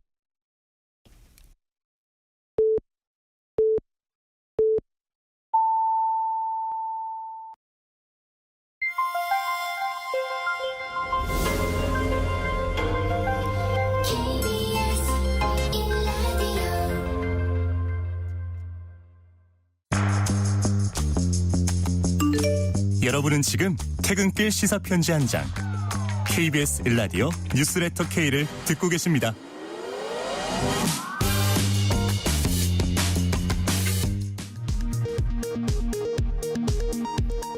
이 시각 라디오 정보센터 뉴스입니다. 중부지방에 많은 장맛비가 쏟아지면서 정부는 중대본 1단계를 가동했습니다. 산사태 위기경보 경계단계 지역도 확대했습니다. 충북에서는 산비탈이 무너져 1명이 실종됐고 경북에서는 주민 30명이 고립됐다가 구조됐습니다. 오늘 밤부터 내일 새벽 사이 경북과 호남 지역에는 다시 강하고 많은 비가 예보됐습니다. 이른바 김건희 여사 문자 논란으로 국민의힘 당권 주자 간 공방이 과열 양상을 보이자 당 지도부가 후보들에게 자제를 권고하고 나섰습니다. 더불어민주당의 전당대회 후보 등록이 내일 시작되는 가운데 이재명 전 대표는 이르면 내일 연임 출마를 공식화할 것으로 보입니다. 윤석열 대통령의 부인 김건희 여사의 고가 가방 수수 의혹을 수사 중인 검찰이 지난 3일 대통령실 유모 행정관을 참고인 신분으로 불러 조사했습니다. 이제 김 여사에 대한 소환 조사도 머지 않았다는 관측이 나오고 있습니다. 지난해 7월 발생한 해병대원 순직 사건과 관련해 경찰이 약 1년 만에 최종 수사 결과를 발표했습니다. 피의자 9명 가운데 임성근 전 해병대 1사단장을 비롯한 3명은 혐의를 인정하기 어렵다며 검찰에 불송치하기로 했습니다. 정부가 의대 증원 정책에 반발해 집단 이탈한 전공의들에 대해 면허 정지 등의 행정 처분을 하지 않기로 했습니다. 조규홍 보건복지부 장관은 진료 공백을 최소화하고 전문의가 제때 배출될 수 있도록 하는 것이 공익에 부합한다는 판단으로 고심 끝에 내린 결단이라고 설명했습니다. 지금까지 라디오 정보센터 뉴스 편유희였습니다.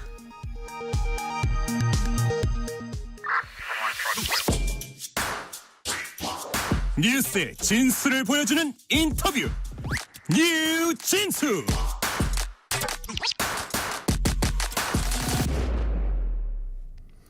최근 자본과 기술을 모두 갖춘 빅테크 기업들이 초거대 인공지능 AI 모델 개발에 앞다퉈 뛰어들고 있습니다. 그렇다면 미래 생존을 위한 이 치열한 경쟁 와중에 대한민국은 과연 어디쯤 가고 있을까요? 최근 박영선 전 중소벤처기업부 장관이 치열한 AI 패권 경쟁 구도를 분석한 책 AI 신들의 경쟁을 출간했습니다. 어떤 메시지를 전하고 있는지 직접 들어봅니다. 박영선 전 중소벤처기업부 장관 나오셨습니다. 어서 안녕하세요. 오세요. 네, 전종철 앵커님 너무 오랜만입니다. 네.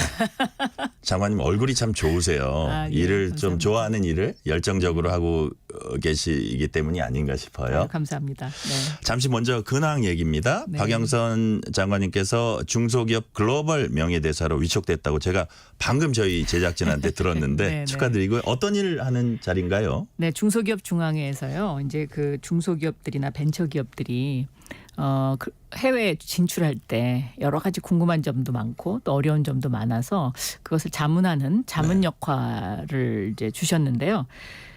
일단 미국의 상황만 보면 맨하탄의 아주 고급 식당에 요즘은 코리안이라는 메뉴가 들어가야 이것을 더 값을 비싸게 받을 수 있습니다. 그 정도로 이제 K-컬처에 대한 호기심과 관심들이 많지 않습니까? 그러니까 과거에 일본의 스시가 뜰 때와 같은 그런 분위기라고 할까요? 네. 그래서 이제 K-푸드, 뭐 K-컬처, K-코스메틱 이런 것들이 그 미국 진출을 많이 앞두고 있는 중소기업들이 많은데 이것들은 대기업들은 알아서 하지만 이제 중소기업들은 아무래도 여러 가지 어려움이 있어서 네. 그런 것을 제가 무보수 명예직으로 도와드리려고 합니다. 네. 큰 역할 기대하고요. 네. 자, 올해 초 반도체 주권 국가를 발간한 데 이어서 네. 사실 얼마 안 지났는데 이번엔 AI 신들린 전쟁이라는 제목의 책 발간했습니다. 네. 바로 이겁니다. 카메라 어느 쪽에 있죠? 이 책인데 네네. 자, 이 영어로 표현한 productive 이 학자들이 막 논문 많이 쓰고 책 많이 쓰는 거 프로덕티브하다 그러는데 최근 정치인 행보보다 AI와 반도체 전문가랄까요? 전문 작가랄까? 강연자로서 활동이 더 눈에 띈다는 얘기를 들으시는데 이 분야에 이렇게 전념하시게 된 이유 뭡니까? 첫째는 지금이 타이밍상 요때를 놓치면 네. 한국이 자칫하면 추락할 수도 있다라는 네. 그런 어떤 우려. 네, 그러니까 왜냐하면 반도체는 그동안에 메모리 반도체 때문에 지난 30년간 잘 해오지 않았습니까? 그런데 우리가 너무 반도체에 취해서 다른 것을 생각 못했던 것 아닌가 하는 이제 그런 우려가 있고요. 두 번째 AI는 지금 미국에서는 그 챗GPT라든가 이런 오픈 AI가 이제 그 챗GPT를 발표한 이후에 활용도가 굉장히 올라가고 있거든요. 근데 아직 한국은 찻잔 속의 태풍처럼 느껴져요. 그러면 이것은 AI 시대를 맞이해서 일본이 팩스 시대에 너무 매몰돼 갖고 그다음 스마트폰 시대의 디지털을 많이 놓쳐서 오히려 한국한테는 지금 뒤처지고 있는 것처럼 우리도 이런 우려가 있겠다. 그래서 이런 어떤 좀 경고를 할 필요가 있지 않나. 정부도 그리고 이제 여러 가지 우리 업계도. 네. 그래서 제가 이 반도체 주권 국가에 이어서 AI 신들의 전쟁 책을 쓰게 됐고요. 흔히들 이제 저한테 언제부터 그렇게 반도체 AI에 관심이 있냐 이런 궁금증들을 갖고 계시더라고요. 저는 알고 있어요. 꽤 오래됐어요. 네. 네, 맞습니다. 우리가 경제부에 같이 예. MBC와 KBS 양대 방송에서 그때부터 관심이 네, 있으셨어요. 예. 그때 이제 이건희 회장이 1980년대 말 90년대 초에 제주도 정경련 포럼에서 제가 인터뷰를 했었는데 네. 반도체 얘기만 하시더라고요.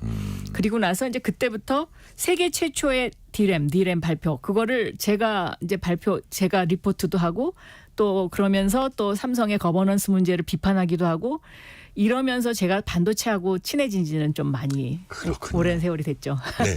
자, 이번 책 제목이 AI 신들의 전쟁입니다.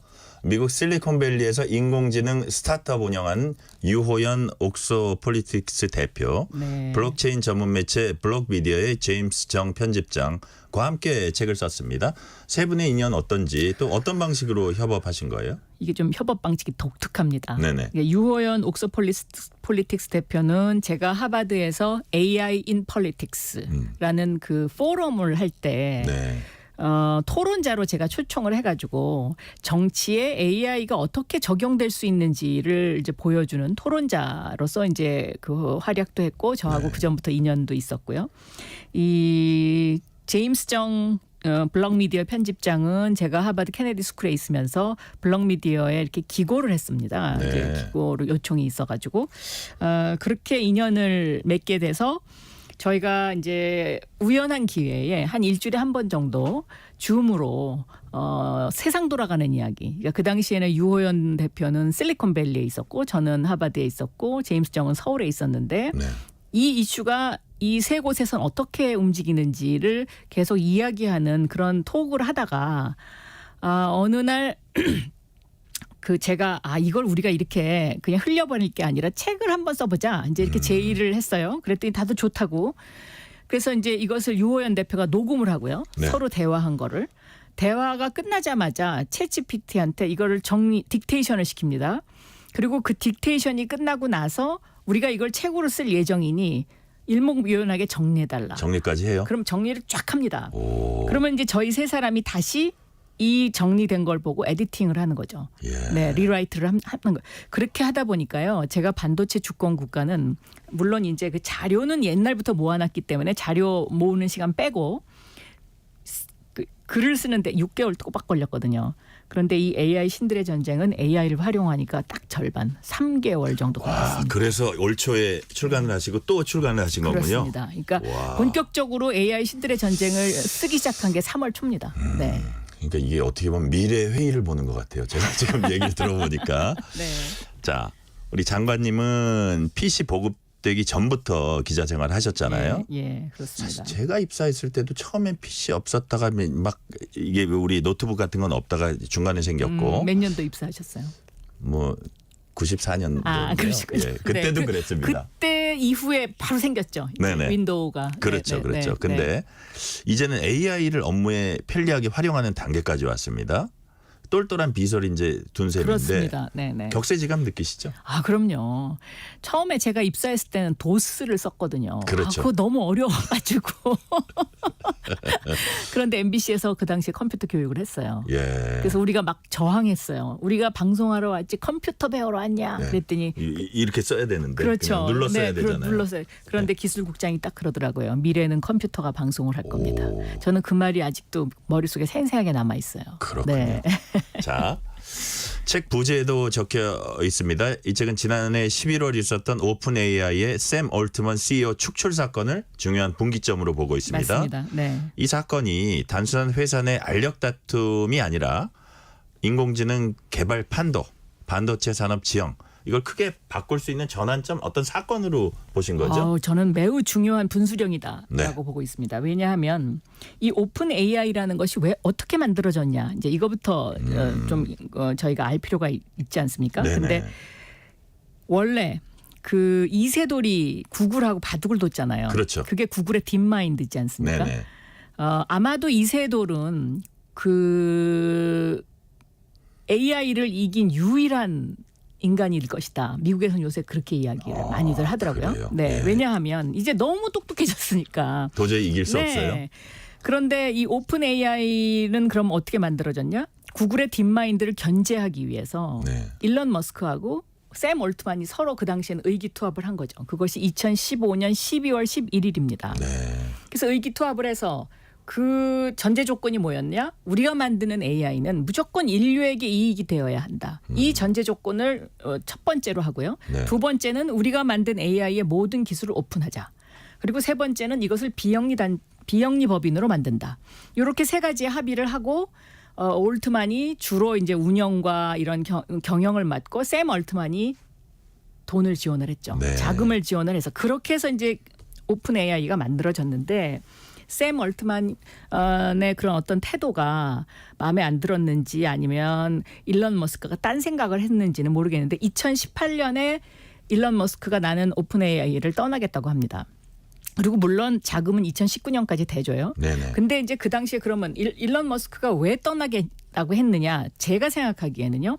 일론 머스크가 가지고 있는 테슬라의 자율주행에 바로 이 오픈 AI와 같은 그 AI가 필요한 거거든요. 기술이 적용될 수 있다. 네. 예, 그래서 일론 머스크가 아마도 그 이해 충돌이 생길 것 같다는 그런 우려도 있을 수 있고 또 내가 여기 계속 있다가는 이 기술을 저쪽으로 다 빼갔다라는 오해를 받을 수도 있었기 때문에 그 당시에 그것을 털고 나온 게 아닌가 저는 그렇게 생각을 하는데 그래도 일론 머스크는 2019년까지 자금을 대줬어요. 그리고 챗 GPT-2까지는 모든 기술이 공개가 됐잖아요. 그런데 이 축출 작전은 그럼 왜 일어났느냐. 여기에 핵심이 바로 AI가 인류에게 이익이 되어야 된다. 바로 이 부분이죠. 그러니까 AI가 인류에게 이익이 되지 않고 있다고 판단한 이 사회가 이거는 더 이상 샘 올트만을 우리가 여기서 용인하면 안 된다라는 그런 어떤 컨센서스가 만들어져서 이제 축출 작전이 시작됐는데 그러니까 그 딱 5일 만에 다시 백하잖아요. 샘 네네. 얼트만이 다시 오픈 AI 다 그립을 쥐지 않습니까? 컴백하죠. 그래서 뭐 한간에는 이게 올트만의 뭐 작전에 다들 속은 것이다. 뭐 이제 이렇게들 이야기도 하고 하지만 아직 그 정확한 진실은 밝혀지지 않았습니다. 그런데 어쨌든 간에 이 샘 얼트만의 축출 작전은 AI가 인간에게 과연 이로운 것이냐 아니면 이것이 재앙이 될 것이냐를 생각하게 하는 아주 결정적인 계기가 됐던 거죠. 네. 어떻게 보면 가장 큰 화두 같아요. 지금 그렇습니다. 그 AI를 둘러싼. 네. 자, AI 개발 경쟁이 얼마나 살벌한지 보여주는 사례가 하나 있습니다. 지난 5월 구글이 AI 모델 제미나이 업데이트와 신규 AI 서비스 공개하기로 이제 예정이 돼 있었는데 네. 오픈 AI가 챗 GPT 4죠. 이거를 네. 하루 전에 기습 공개를 합니다. 맞습니다. 자, 이 개발 경쟁의 살벌함 보여주는데 장관님 이제 실리콘밸리라든지 하버드 대학이라든지 이렇게 미국 현지에서 실제로 체감한 분위기도 그렇게 막 치열합니까? 어떻습니까? 말도 못하죠. 그래요? 왜냐하면 이 기술의 발달이라는 것은 선점 효과가 어마어마하거든요. 이 선점해서 새로운 것을 밝히고 그다음에 이 프레임을 바꾸고 패러다임을 바꿔서 인간한테 이렇게 딱 각인시키는 이걸로 아마도 거의 50%는 그러니까 우리가 시작이 반이라고 그러지 않습니까? 네. 그렇기 때문에 이렇게 치열한 경쟁을 할 수밖에 없는 거죠. 너 죽고 나 죽자. 뭐 이런 거죠. 완전히.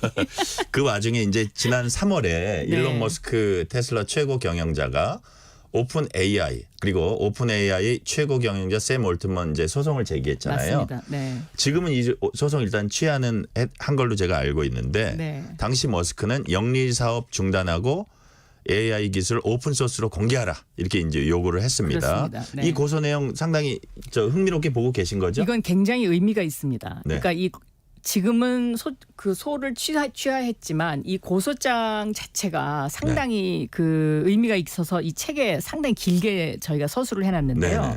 왜 의미가 있냐? 첫째, AI의 발달사를 아주 정확하게 알 수가 있습니다. 그 다음에 두 번째는 왜 샘 얼트만과 이 일론 머스크 사이에 저런 알력과 그 분쟁이 일어나고 있는지 그리고 실제로 실리콘밸리에서 벌어지고 있는 이런 어떤 기술 혁명의 뒷이야기를 우리가 짐작할 수 있도록 그렇게 고소장이 구성이 돼 있어서요. 이것은 제가 꼭 한번 읽어보실 것을 구글링하면 나옵니다. 권합니다. 알겠습니다. 꼭 이 책을 안 사시더라도. 알겠습니다. 자, 그다음 질문. 장관님은 오픈 AI가 원래 설립 취지와 달리 배타적 조직으로 변하고 있다 이런 지적도 하셨어요. 현재 오픈 AI는 Q-스타라는 이제 비밀 프로젝트 수행 중입니다. 일부 오픈 AI 연구원들이 경영진에게 AI 개발 속도 너무 빠르다 경고하는 서한 보냈는데 로이터 보도를 통해서 이 서한과 Q-스타 프로젝트 존재가 알려졌습니다. 이 프로젝트 얼마만큼의 파괴력을 가진 건가요? 그거는 현재로서는 아무도 모릅니다. 그러니까 철저하게 비밀에 붙여지고 있고요. 다만 이제 우리가 주의해서 볼 것은 이 대목입니다. 그러니까 이제 일론 머스크가요. 이제 그 AGI가 등장할 시기가 2025년 말이다라고 주장을 합니다. 그리고 게리 마커스는 AGI까지 갈 길이 멀다. 그래서 1천만 달러 내기가 지금 붙어 있습니다. 1,000만 달러 내기요? 네. 그러니까 내년 말에 정말 AGI가 나올 거냐 아니냐. 그러니까 왜 AI에서 이제 정말 인간에 가까운 거를 우리가 AGI라고 이제 이야기하지 않습니까? 그러니까 이것이 만약에 나온다. 그러면 또 한 번 세상이 뒤집어지겠죠. 그렇죠.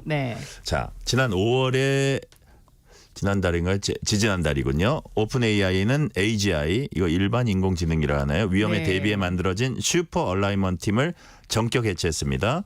슈퍼 얼라이먼트는 인공지능이 인간이 원하는 방향으로 사람에게 해를 끼치지 않고 인류에게 이익되는 방향으로 사용될 수 있는 방법 연구하는 게 이제 목표였어요. 그렇습니다. 이 팀 해체도 좀 우려되는 지점인가요? 저는 상당히 균형이 깨져가고 있다고 봅니다. 그래요? 그러니까 이제 너무 그 산업을 일으켜서 여기서 돈을 벌어야 되겠다는 쪽으로 너무 포커스가 가는 게 아니냐. 그렇게 지금 좀 우려하는 사람들이 상당히 있죠. 자, 그렇다면 이 대목에서 장관님께 한번 질문 드려볼게요. 지금 현 상황에서 인공지능은 인간에게 재앙입니까? 축복입니까? 재앙이기도 하고 축복이기도 하다. 둘 다. 저는 네. 예, 예. 어떻게 사용하느냐에 따라서. 그래요? 그러니까 저희가 이 룰을 잘 만들어야 됩니다. 네네. 그래서 지금 국회가 저러고 있을 때가 아닙니다. 이런데 매진해야 하는 팀이 반드시 있어야 됩니다. 물론 국회가 지금 저렇게 전당대회를 앞두고 뭐 저럴 수밖에 없는 것도 제가 이해는 합니다. 그렇지만 그거에 다 올인해서는 저는 절대로 안 된다고 생각하고요. 네. 지금 이 AI 문제를 국회에서 시간을 지체하면 대한민국이 선진국 대열에서 뒤로 점점 처질 수밖에 없습니다. 네. 그래서 이것은 꼭 명심해 주시기 바랍니다. 네. 자, AI 전쟁에서 빼놓을 수 없는 요소 바로 반도체죠. 네. 지금 가장 주목받는 기업 엔비디아고요. 네. 뭐 1년 사이 시가총액 3배 이상 뛰었고, 장관님은 엔비디아가 양자 컴퓨팅 시대까지 준비할 정도로 반도체 전쟁 최전선에서 독주하고 있다 이렇게 평가를 하셨거든요. 네. 당분간은 적수를 찾기 힘든 정도인가요?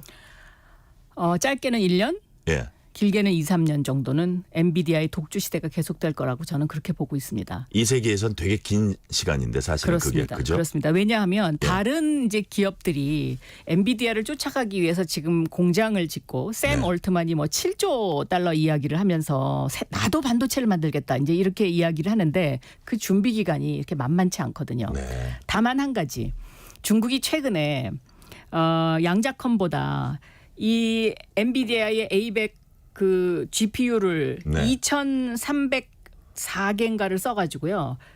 아주 클래식한 방법으로 슈퍼컴을 돌렸는데 이게 양자컴보다 빠르다라는 주장을 했어요. 예, 예. 근데 실질적으로 이제 그 중국에서 발표한 내용을 보니까 좀 그럴듯하긴 합니다. 그런데 이제 미국의 구글 입장에서는 2022년 이후에 개발된 양자컴은 더 이상 클래식한 이 지금의 슈퍼컴이 쫓아갈 수 없다라고 발표를 했는데요. 그런데 이제 저는 이 양자컴이 미국과 중국과의 싸움에서 어느 나라가 더 먼저 상용화하느냐 이것이 앞으로의 또 한 번 패러다임을 바꾸는 아주 중요한 전환점이 될 걸로 그렇게 보고 있습니다. 최종 승자는 바로 이 인물이나 이 기업이 될 것이다. 하나 꼽으면 누군가요? 현재는 AI 신들의 전쟁의 3인.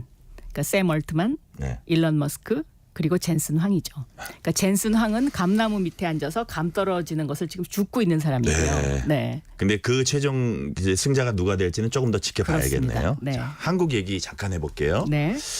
한국에서 AI 전쟁 주역으로 역할을 할 만한 인물이나 기업이 있는지 옛날에 이제 구글과 맞서는 네이버, 그렇죠. 애플과 맞서는 삼성전자 있었는데 AI 시대는 어떻습니까? 지금 없습니다. 없어요? 그게 큰일 났네요. 너무 지금 저는 그 부분이 가슴 아프고 예. 이게 이제 한국 경제가 갖고 있는 상당히 딜레마인데요. 예. 기업가도 없고 기업도 없습니다. 단지 AI 부분에 있어서 삼성전자와 네이버가 지금 합작으로 네. 네이버가 칩 설계를 하고 삼성전자가 제조를 하는 그런 프로젝트 팀이 돌아가고 있습니다. 네. 여기에 이제 인텔도 같이 합류되어 있는데 이 팀이 성공하기를 바라는 것은 국민적 열망인데요. 현재까지는 네. 과연 이 팀이 우리가 그 오픈 AI나 뭐 구글의 제미나이나 이런 것들을 쫓아갈 수 있을까? 여기에 대해서 아직까지는 회의적이고요. 특히 이제 한국이 파운데이션 모델이 없기 때문에 네.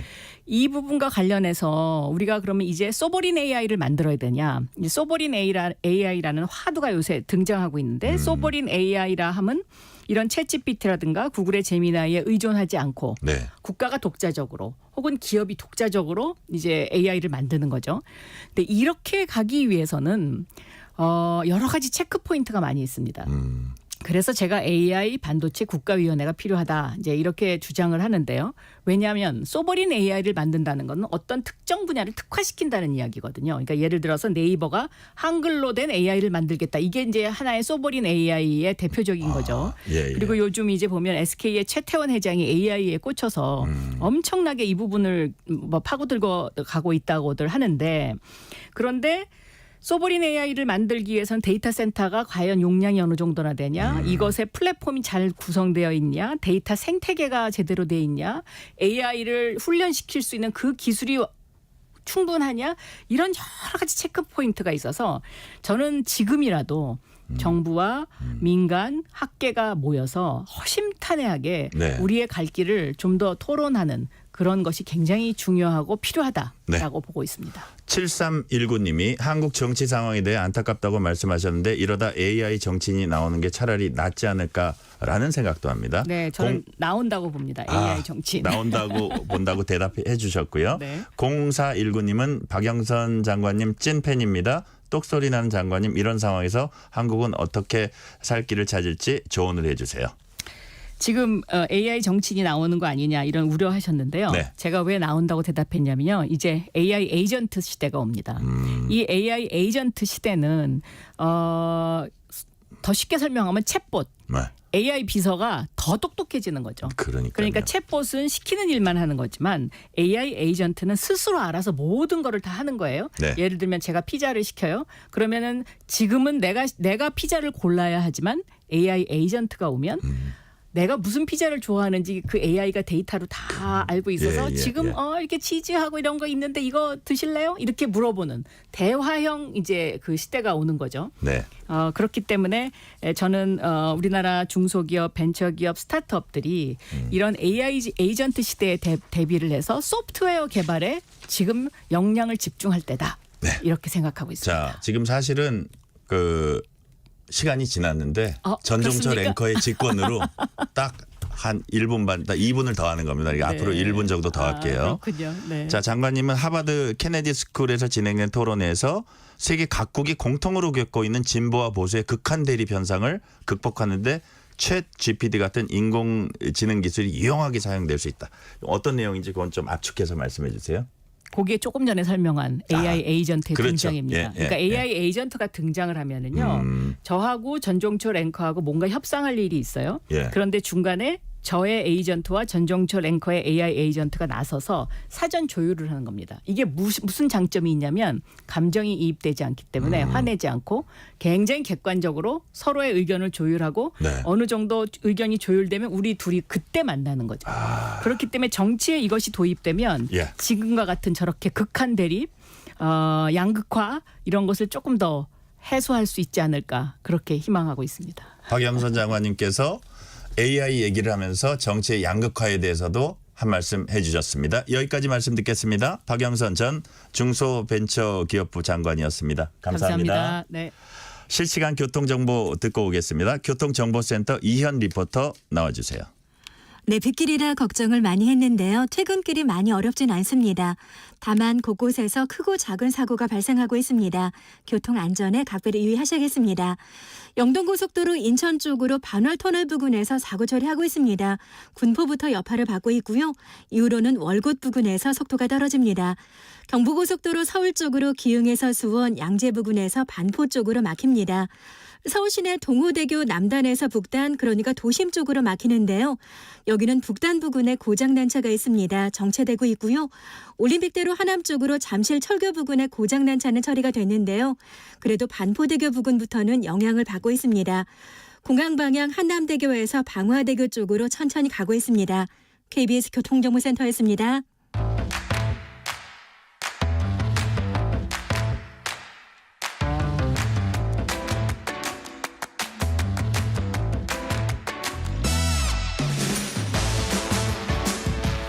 파고 또 파고 골라서 엄선한 뉴스만 전해드립니다. 파파뉴 코너, 오늘은 서은영 뉴스 큐레이터와 함께하겠습니다. 어서 오세요. 안녕하세요. 전국 곳곳에서 집중호우 피해가 잇따르고 있습니다. 경북과 충청 일부 지역에선 정말 엄청난 양의 비가 내렸다면서요. 네, 아마 밤잠 설치신 분들 굉장히 많았을 것 같은데요. 지금 경북 영양 안동 같은 경우에는 지금 수도권 이외 지역으로는 처음으로 올해 첫 호우 긴급 재난 문자가 오늘 새벽에 발송이 되기도 했습니다.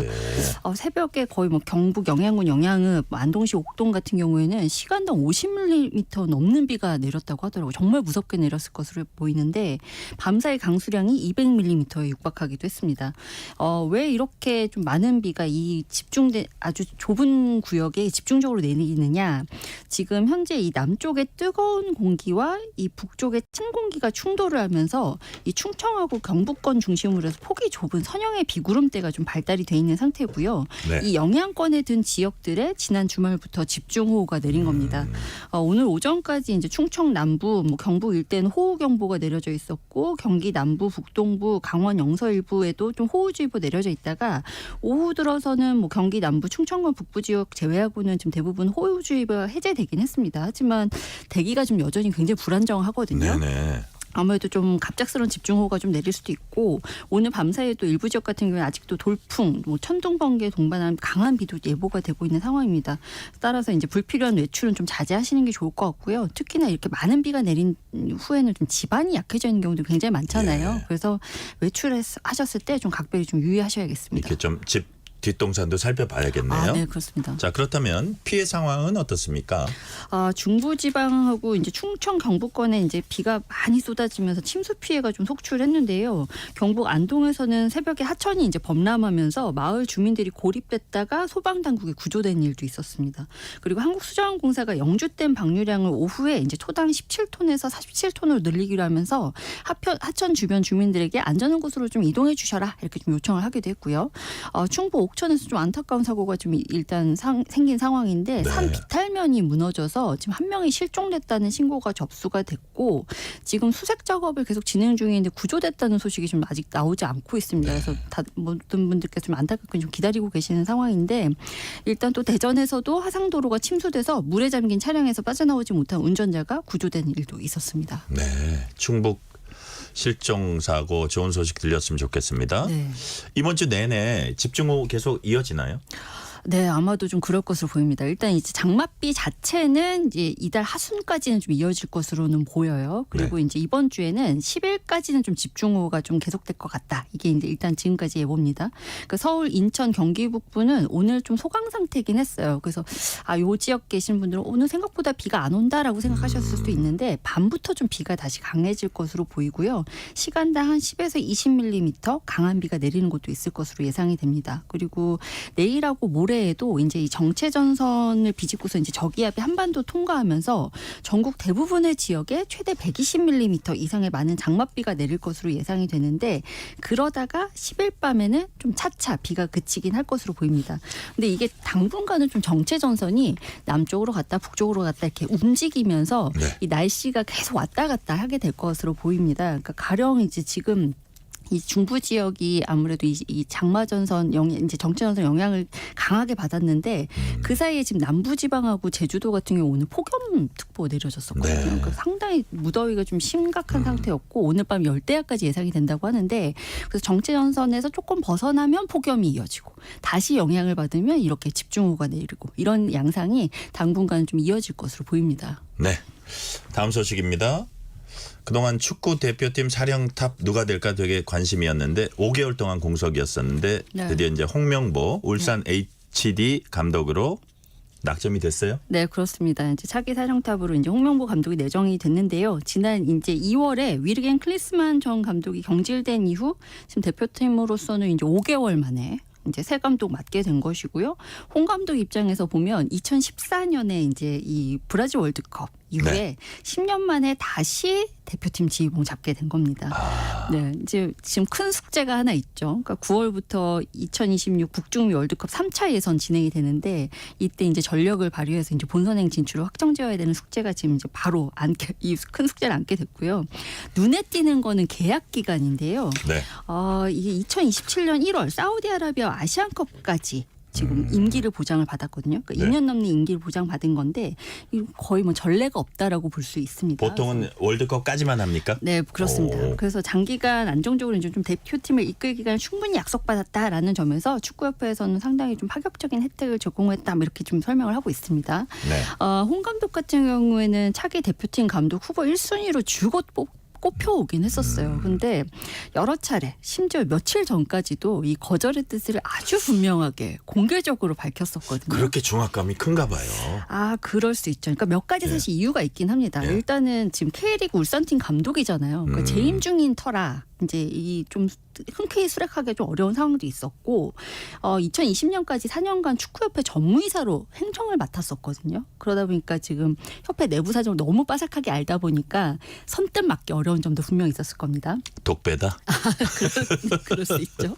그리고 또 한 가지는 이제 아까 제가 2014 브라질 월드컵 때 이제 네. 사령탑 맡았었다가 이제 다시 맡게 됐다고 말씀드렸잖아요. 당시 조별리그 탈락이라는 상당히 이제 슬픈 기록이 있죠. 그래서 그 당시 이제 그 책임으로 좀 지휘봉 내려놨던 전력도 있었던 터라 네. 여러 가지 영향을 미쳤던 것으로 보이는데요.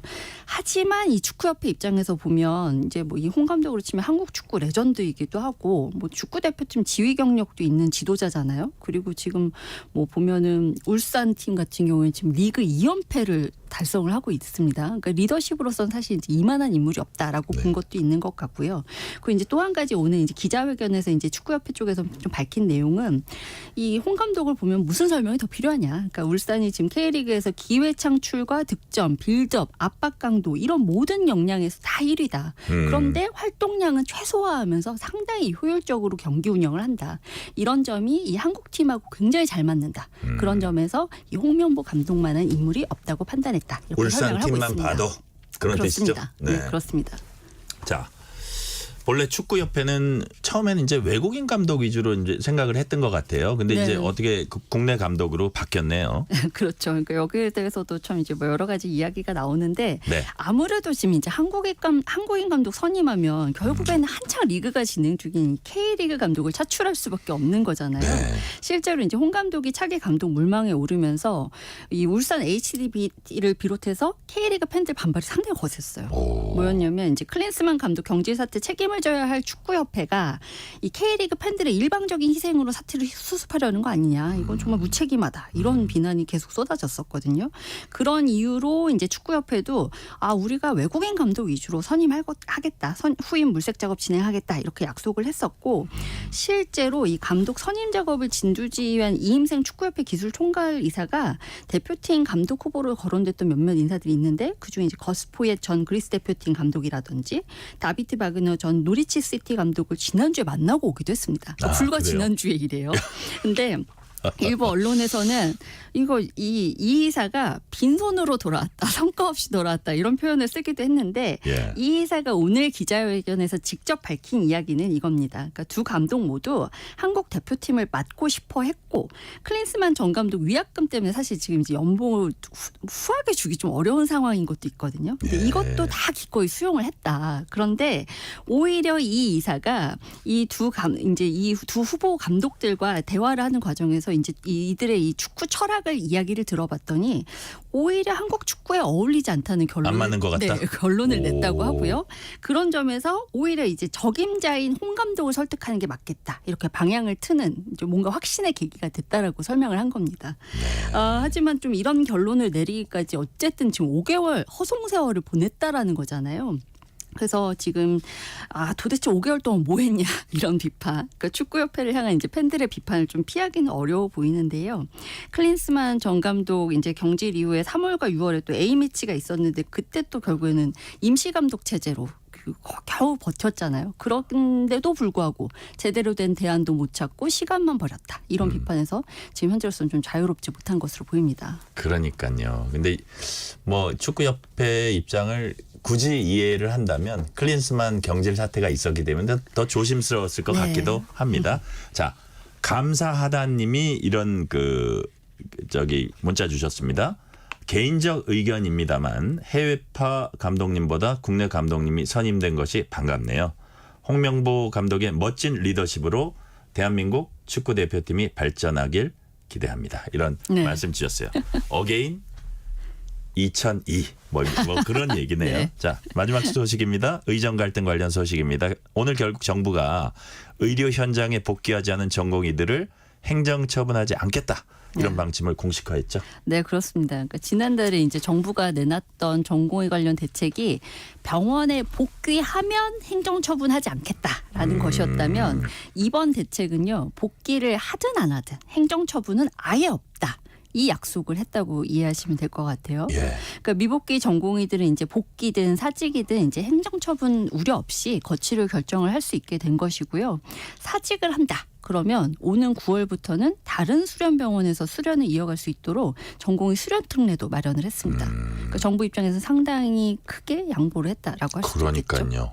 지금까지 뭐 무슨 원칙, 법적인 원칙 이런 거 많이 강조해왔는데 일단 한 발이 아니라 두 발 정도 물러선 거라고 이제 보여져요. 자, 네. 정부가 그렇다면 이렇게 물러선 이유 뭔가요? 결국에는 어떤 카드를 내놔도 이 전공의들이 돌아오지 않았다는 게 이제 결국에는 이런 대책이 나온 이유겠죠. 네. 지금 전공의 복귀율을 보면요. 지난 4일 현재 전국 수련병원 211곳에 전공의가 14,000명 좀 안 되는데 네네. 지금 출근하고 있는 근무 중인 전공의 수가 지금 1,100명 정도밖에 안 됩니다. 그러니까 한 100명 중에 8명만 이 의료 현장에 남아 있다고 이해하시면 돼요. 그러니까 상당히 저조하죠. 결국 이제 정부 입장에서는 의료 현장 정상화하고 지금 환자들 불안이 상당히 심각한데 이런 문제들 좀 해소를 하려면 이 병원 복귀 여부와 관계없이 불이익 주지 않아야 된다 이런 결론에 이른 것으로 보입니다.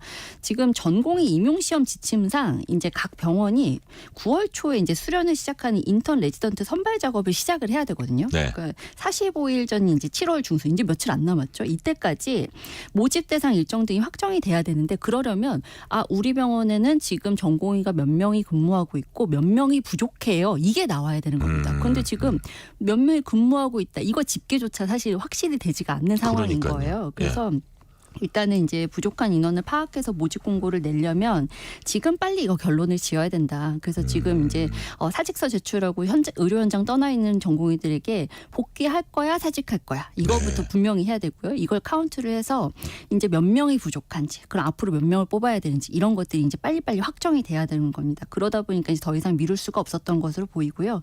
지금 각 수련병원에서 아마 이제 지금 조만간 바로 이제 요 조사 작업이 이제 시작이 될 거예요. 그래서 15일까지는 적어도 이 전공의 사직 처리가 완료가 되고 그때까지 이제 부족 인원에 대한 집계도 마무리될 것으로 보입니다. 네. 오늘 말씀은 여기까지 듣겠습니다. 지금까지 서은영 뉴스 큐레이터였습니다. 말씀 감사합니다. 네, 감사합니다.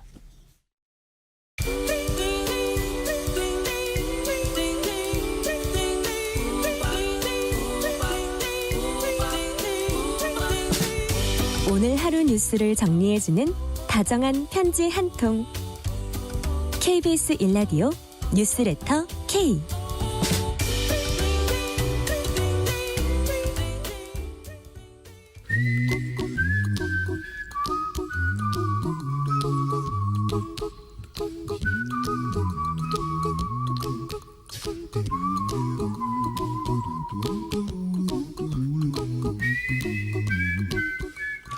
돈 걱정, 경제 걱정, 미래 걱정, Don't worry.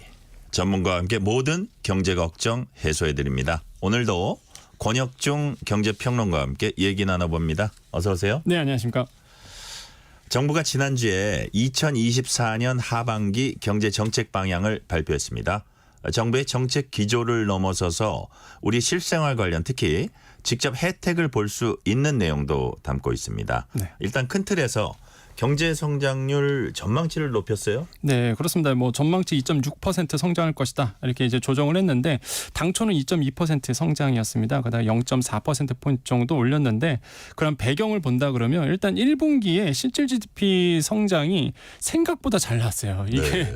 1.3% 성장했거든요. 그러다 보니까 이러다가 그러면 연말로 빠지면 더 많이 오를 수도 있겠다. 전망치보다. 그래서 아마 이제는 좀 힘을 받았다. 이렇게 보시면 되겠고 그러면 왜 이렇게 성장이 갑자기 생각보다 잘 되느냐. 반도체 수출이 잘 되고 있습니다. 네. 그래서 반도체의 업황 호조다. 그래서 수출이 7개월 연속 증가가 되고 있고요.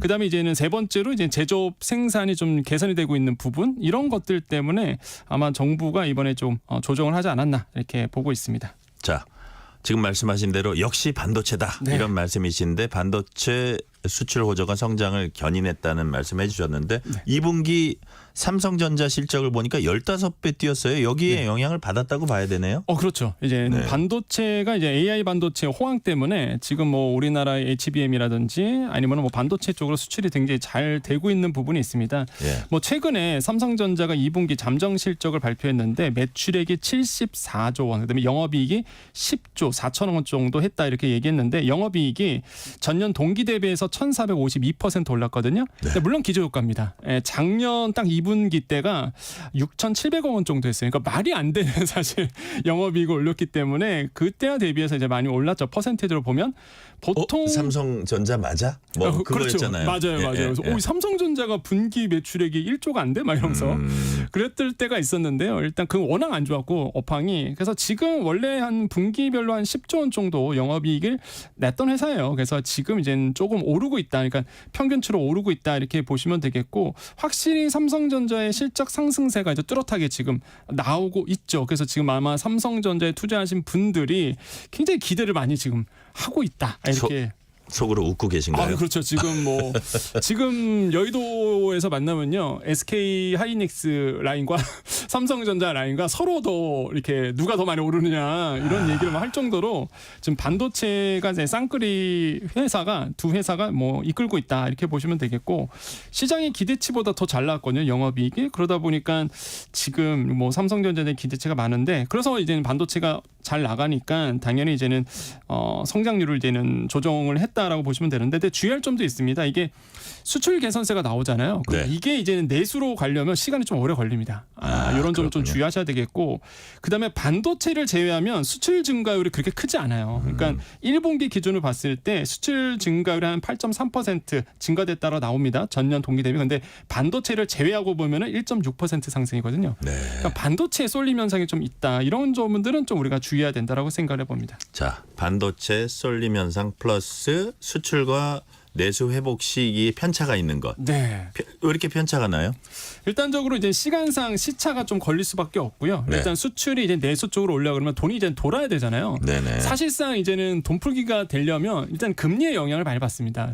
금리가 워낙 지금 고금리 상태로 오래 지속되다 보니까 사실상 이제는 보통 낙수 효과라고 보통 얘기하죠. 돈이 밑으로 흐르는 데가 좀 오래 걸릴 수밖에 없어요. 그래서 제가 봤을 때는 금리의 변화가 있지 않는 한 조금 지금 돈의 흐름은 좀 막힐 수밖에 없는 상황이다. 좀 생각을 해봅니다. 네. 경제 상황 전반에 대한 대책이다 보니까 사실 내용이 좀 많습니다. 경제 큰 흐름도 중요하지만 시민 경제 그다음에 뭐 그 중산층 경제, 서민 경제 이런 데 끼치는 내용들 어떤 게 있습니까? 일단 이번에 이제 발표했던 곳에서 소상공인 대책이 한 축이었습니다. 그래서 이번에 발표한 하반기 경제 정책 방향에 소상공인, 그다음에 서민, 그다음에 이제 밸류업 이런 것들이 이제는 주요 아젠다였는데 소상공인에 대해서 이제 3종 세트, 금융지원 3종 세트 얘기를 소상공인 3종 세트. 금융지원 3종 세트 얘기했는데 첫 번째가 이제는 정책 자금이죠. 뭐 보통 우리가 집대라고 부릅니다. 집적 대출이라고 부르는데 이 상환 기간 연장 대상을 좀 확대했다 이렇게 이제 발표를 하고 있습니다. 한마디로 이제 상환을 해야 되는데 경영 애로를 겪는 소상공인 분들에게 이제는 정책 자금을 빌려준 이런 어떤 그 빌려받은 소상공인이 상환 기한을 좀 연장하겠다 이런 얘기예요. 그래서 지금 보면 많이 바뀌었어요. 업력 3년만 사실상 이 제도를 이용할 수 있었는데 업력 무관하게 바뀌었고요. 그다음에 대출 잔액이 3천만 원 이상이 남아 있어야지만 사실상 이거를 신청할 수 있었거든요. 나 뭐 지금 못 갚으니까 좀 연장 좀 해줘 이렇게 할 수 있었는데 대출 잔액도 기준이 좀 폐지가 됐습니다. 이거 하나랑 그다음에 새롭게 들어온 게 지역 신보 보증에 대한 전환 보증 지원인데요. 이거는 이제 소상공인분들 잘 아셔야 되는데 이런 걸 우리가 대리 대출이라고 얘기하거든요. 보증기관에서 보증 받고 그 보증서 갖고 은행 가서 대출을 받습니다. 아까 말씀하신 건 직접 대출이고 직접 대출. 공단에서 직접 받아요. 이자가 훨씬 쌉니다. 그래서 이건 대리 대출. 그다음에 이제 지역 신보에서 받는 게 대리 대출이라고 보통 얘기하는데 이게 보증서 대출이에요. 한마디로 보증서 대출인데 이거를 전환해 줍니다. 이번에 전환해 주는데 5조 원 규모거든요. 그러니까 새로운 보증서를 받고 새로운 대출을 해줘요. 그러면 기존에 있는 대출을 갚아버리는 거거든요. 그럼 새롭게 대출이 시작하니까 상환 기간이 이제부터 시작인 거예요. 새로. 그러니까 오히려 이제는 결론적으로 본다 그러면 상환 기간이 길어지는 효과가 이제 나오는 거죠. 그러니까 소상공인이라면 요거 괜찮거든요. 요거 대리 대출 나온 거, 요거는 좀 괜찮아요. 그래서 이거는 조금 알아보셔야 되겠다라고 말씀드리겠고 나머지는 뭐 대안대출 요건 완화인데 근데 이거 뭐 크게 와닿지는 않습니다. 사실 대안대출 같은 부분에서 이런 부분들이 좀 나왔는데 사실상 시장에서는 조금 그렇게 실질적인 지원은 아니거든요. 그러니까 그렇게 뭐 좋은 평은 나오지 않는다 이렇게 좀 말씀드립니다. 그래요? 자, 그렇다면 이 내용이 또 제가 궁금해요. 소상공인과 서민위원 25조 원. 규모 지원안. 네. 이건 구체적으로 거기 그 안에는 어떤 내용이 담겨 있습니까? 그러니까 이번에 이제 25조 원을 이제는 좀 뭐 예. 소상공인 서민들에서 이제는 풀겠다 얘기했는데 이거는 이제 정확하게 아셔야 되는 게 예. 일단 정부가 얘기하는 25조 원은요 이게 재정 지원 사업은 아니거든요. 이거는 제가 한 얘기가 아니라 최상목 경제부총리가 얘기했던 겁니다. 예. 그러니까 25조 원 모두가 재정 지원 사업은 아니다. 그러니까 금융 지원 14조 원 아까 얘기했던 그다음에 새 출발 기금이라고 해갖고요. 이제는 소상공인 자영업자분들 너무 어렵잖아요. 예. 그래서 개인회생 같은 제도입니다. 그러니까 소상공인 전용 개인회생 이렇게 보시면 돼요. 소상공인 예. 전용 개인 회생. 이게 바로 새 출발 기금이라고 있거든요. 예. 그러니까 이게 연체자를 대상으로 합니다. 예, 그래서 이제는 어려우신 소상공인 분들을 위해서 나온 건데 네. 채무 조정 제도이죠. 이거 10조 원 해갖고 기금 지원이거든요. 대부분이. 그러다 보니까 소상공인 분들이 이게 피부로 못 느끼겠다라는 것이 바로 이 부분에서 느껴요. 그래서 정부가 얘기하는 거는 실제 재정은 소요되는 거는 1조 원 수준에 불과하다라고 얘기를 하고 있습니다. 한마디로 이제는 비판이 왔거든요. 야, 25조 원이 작은 돈이 아니잖아요. 그럼 이거 어디서 나오느냐 이런 얘기가 나오고 있는데 실제로 제가 궁금한 게 네. 우리 세수 상황에서 그쵸. 25조 원 이거 가능하냐 이런 얘기를 할 수가 있어요. 지금은 가용할 수 있는 예산이 남은 게 없습니다. 사실상. 그렇기 때문에 25조 원이 과연 어디서 나올 것인가라고 봤을 때 예. 제가 봤을 때는 지금 아시겠지만은 국채 발행할 수 없거든요. 그러니까 정부의 기조가 사실상 재정 긴축에 있기 때문에 뭐 국채 발행도 안 되고 그러다 보니까 가용할 수 있는 예산 안에서 이루어진다. 그래서 지금 아껴서 결국에는 재정이 소요되는 부분이 1조 원이다라고 밝히고 있어요. 그러다 보니까 소상공인 입장, 서민 입장에서는 피부에 그렇게 와닿지 않는다 이런 얘기가 그래서 이제 나오고 있다라고 말씀을 드립니다. 네. 지금 말씀 들어보니까 직접적인 재정 지원보다 이제 채무 부담 줄여주는 금융 지원 위주 형태인데 제일 중요한 게 실제 효과가 있을까 이거거든요. 이건 어떻게 보세요? 저는 약간 좀 부정적이에요. 아, 그래요? 네, 왜 그러냐면 이제 생각해 보시면 오늘부터 전교금 20만 원 발표된 게 들어갔거든요. 네. 오늘부터 접수를 받습니다. 소상공인이라면 아셔야 돼요. 이게 전기요금 20만 원을 정부가 지원하는데 이게 오늘부터 접수를 받기 때문에 연매출 6천만 원 이하이신 분들은 지금 빨리 전기요금 사이트 들어가셔서 신청을 하셔야 되겠는데 근데 이것도 이제는 말씀드릴 수밖에 없는 게 이게 6천만 원 연매출 6천만 원 이하거든요. 예. 그러니까 물론 많습니다. 소상공인 중에서 연매출 6천만 원 안 되시는 분도 있지만은 지금 많은 분들에게는 돌아가는 금액은 아니거든요. 사실상 이것도 이제는 사실상 조금 제약이 있고 새 출발 기금도 사실 이게 연체자를 대상으로 해요. 그러니까 사실 부실 우려 차주랑 부실 차주 이렇게 나눠지거든요. 그러니까 연체를 안 하면 대상이 되지가 않아요. 그러니까 안타까운 현실인데 소상공인 분들이 이 개인 회생을 위해서 그러니까 회생을 위해서 일부러 연체하시는 분도 생깁니다. 그러니까 일부러 연체하는 거예요. 이걸 받기 위해서. 그래서 이런 상황이 있다라고 볼 수가 있어요. 그래서 물론 이제 정부가 이제 소상공인이나 서민들을 위해서 이번에 대책을 발표했지만 약간 그 직접적인 대출이 아니다 보니 직접적인 지원이 아니다 보니까 피부로 느껴지는 게 많이 없다라는 게 요즘에 그 지금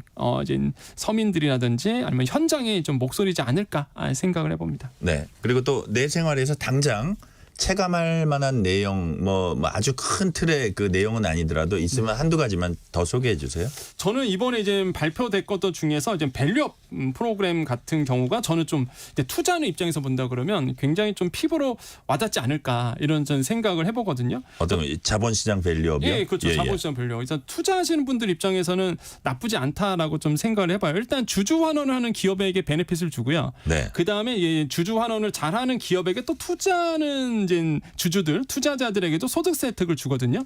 그러니까 사실상 지금 제가 봤을 때 이 소득세 혜택 부분에서 아마 많은 분들이 이제 배당에 대해서 많이 하는 배당 주주 환원율이 높은 이런 어떤 기업에 투자할 여력은 좀 생겼다라고 생각을 해봐요. 이게 분리과세 혜택도 주고요. 그다음에 원청징수를 14에서 9%로 내려주거든요. 이거 사실상 제가 봤을 땐 굉장히 큰 혜택이라고 봅니다. 소득세 혜택. 그래서 이런 부분은 저는 좀 피부로 와닿는다. 그래서 그러니까 주식을 투자하신 분들은 이런 어떤 효과가 나오지 않을까라고 좀 생각을 해보겠고 아까 또 실질적인 얘기를 하셨는데 요일제 공휴일 도입 검토 이것도 사실 좀 눈에 띕니다. 그러니까 공휴일이 있잖아요. 법정 공휴일. 이거를 이제는 그 법정 공휴일만 쓰는 게 아니라 내가 이제는 쓰고 싶은 날 쓰는 거죠. 한마디로 이제 금토일 아니면은 토일 월 이렇게 해서 이제 그걸 이렇게 붙여서 쓸 수 있도록 자기가 지정하는 거예요. 네, 지정한 휴일을 날짜에. 예. 나쁘지 지정 않죠. 휴일제. 네, 맞습니다. 예, 예. 이거 나쁘지 않죠. 예. 그러니까요. 저도 직장 생활 했을 때 기억이 직장인이 납니다. 그걸 누가 싫어하겠어요. 그러니까요. 그래서 요거 역동경제 로드맵에 이제 들어가 있고요. 네. 그 다음에 급여 지급 주기를요 다양하게 하는 방안. 요것도 네. 이제 아이디어가 나왔는데 이게 뭐냐면은 보통 우리가 월급을 받잖아요. 그게 아니라 이제 주 1회 아니면은 월 2회 이렇게 나눠서 월급을 받는 거예요. 그래서 주급이 되죠. 이런 식으로 해서 이제는 급여를 받게끔 하는 이런 어떤 아이디어도 이번에 좀 나왔다라고 저는 생각을 해보겠습니다. 8029님이 저도 소상공인인데요. 정부의 지원책을 보면 빚 힘들게 잘 갚고 있는 사람보다 갚지 못하는 분들 지원에 더 중점을 두는 것 같아요. 그런데 빚 갚고 있는 소상공인도 참 힘듭니다. 맞습니다. 이런 문자 주셨습니다. 자, 또 아까 내수 회복 더딘 요인 중에서 부동산 PF 리스크 이제 있었는데 PF라면 특정 사업 사업성과 향후 현금 흐름 보고 이제 자금을 지원하는 금융 기법이잖아요. 이와 관련해서 정부가 94조 원 유동성 공급 통해서 시장을 안정시키겠다고 밝혔습니다. 이건 또 무슨 내용이에요? 일단 PF 리스크가 왜 우리 일상에 미치는 영향이 있냐면 지역 경제에 영향을 미칩니다. 왜냐하면 지역에 중소건설사 되게 많거든요. 만약에 중소건설사 지역에 있는 건설사들이 무너지면 지역 일자리 완전히 망가집니다. 그렇기 때문에 사실상 큰 기업보다는 이런 중소건설사를 살리기 위해서 사실상 PF 리스크를 완화하기 위해서 정부가 이제 대책을 발표했고요. 그래서 현황을 본다 그러면 부실 우려가 높은 건설사를 도와준다 이렇게 보시면 돼요. 그래서 처방을 어떻게 했냐면 일단은 이제는 공공 부분에서 투자 융자를 이제는 더 확대합니다. 그래서 15조 원 정도 이제 확대하는 것으로 이번에 발표를 했고 사회 간접 자본이죠. 뭐 댐 건설한다든지 아니면 뭐 다리 건설한다든지 크게 보면은 뭐 중소 건설사를 본다 그러면 지방 하천 뭐 개보수라든지 이런 것들인데 이런 것들을 적극 발굴해서 이제는 사실상 돈을 이제는 쏟아내겠다 이렇게 보는데 저는 사실상 PF 대출에 대한 리스크 완화하는 부분은 저는 환영합니다. 왜? 지역 건설 경기 망가지면은 진짜 지역 일자리 다 없어지거든요. 그러면 양극화가 더 심하게 벌어져요. 서울과. 그래서 저는 이런 부분에 대해서는 뭐 적정하게 처방하지 않았나 이렇게 생각을 해봅니다. 네. 사실 시간이 다 됐는데 하반기 우리 경제에서 가장 눈여겨봐야 할 대목 한 줄로 딱 말씀하신다면 뭡니까? 미국의 9월에 과연 금리를 인하할 것인가 이거를 꼭 체크하셔야 되겠다라고 말씀을 드리겠습니다. 알겠습니다. 오늘은 여기까지 말씀 듣겠습니다. 권혁중 경제평론가와 얘기 나눴습니다. 감사합니다. 네, 감사합니다. 8026님이 역시 뉴스레터 K를 들어야 성장하는 듯한 기분이 듭니다. 정치, 경제 모든 분야는 뉴스레터 K. 정말 감사합니다. 오늘 뉴스레터 K는 여기까지입니다. 하반기 경제 상황 오늘 계획도 알아보고 전망도 해봤습니다. 다 잘 되기를 바라는 마음으로 오늘 끝곡은 이한철의 슈퍼스타 준비했습니다. 커피 쿠폰 받으실 분들은 뉴스레터 K 홈페이지 확인해 주시고요. 오늘도 함께해 주신 청취자 여러분 진심으로 감사드립니다. 지금까지 뉴스레터 K 전종철입니다.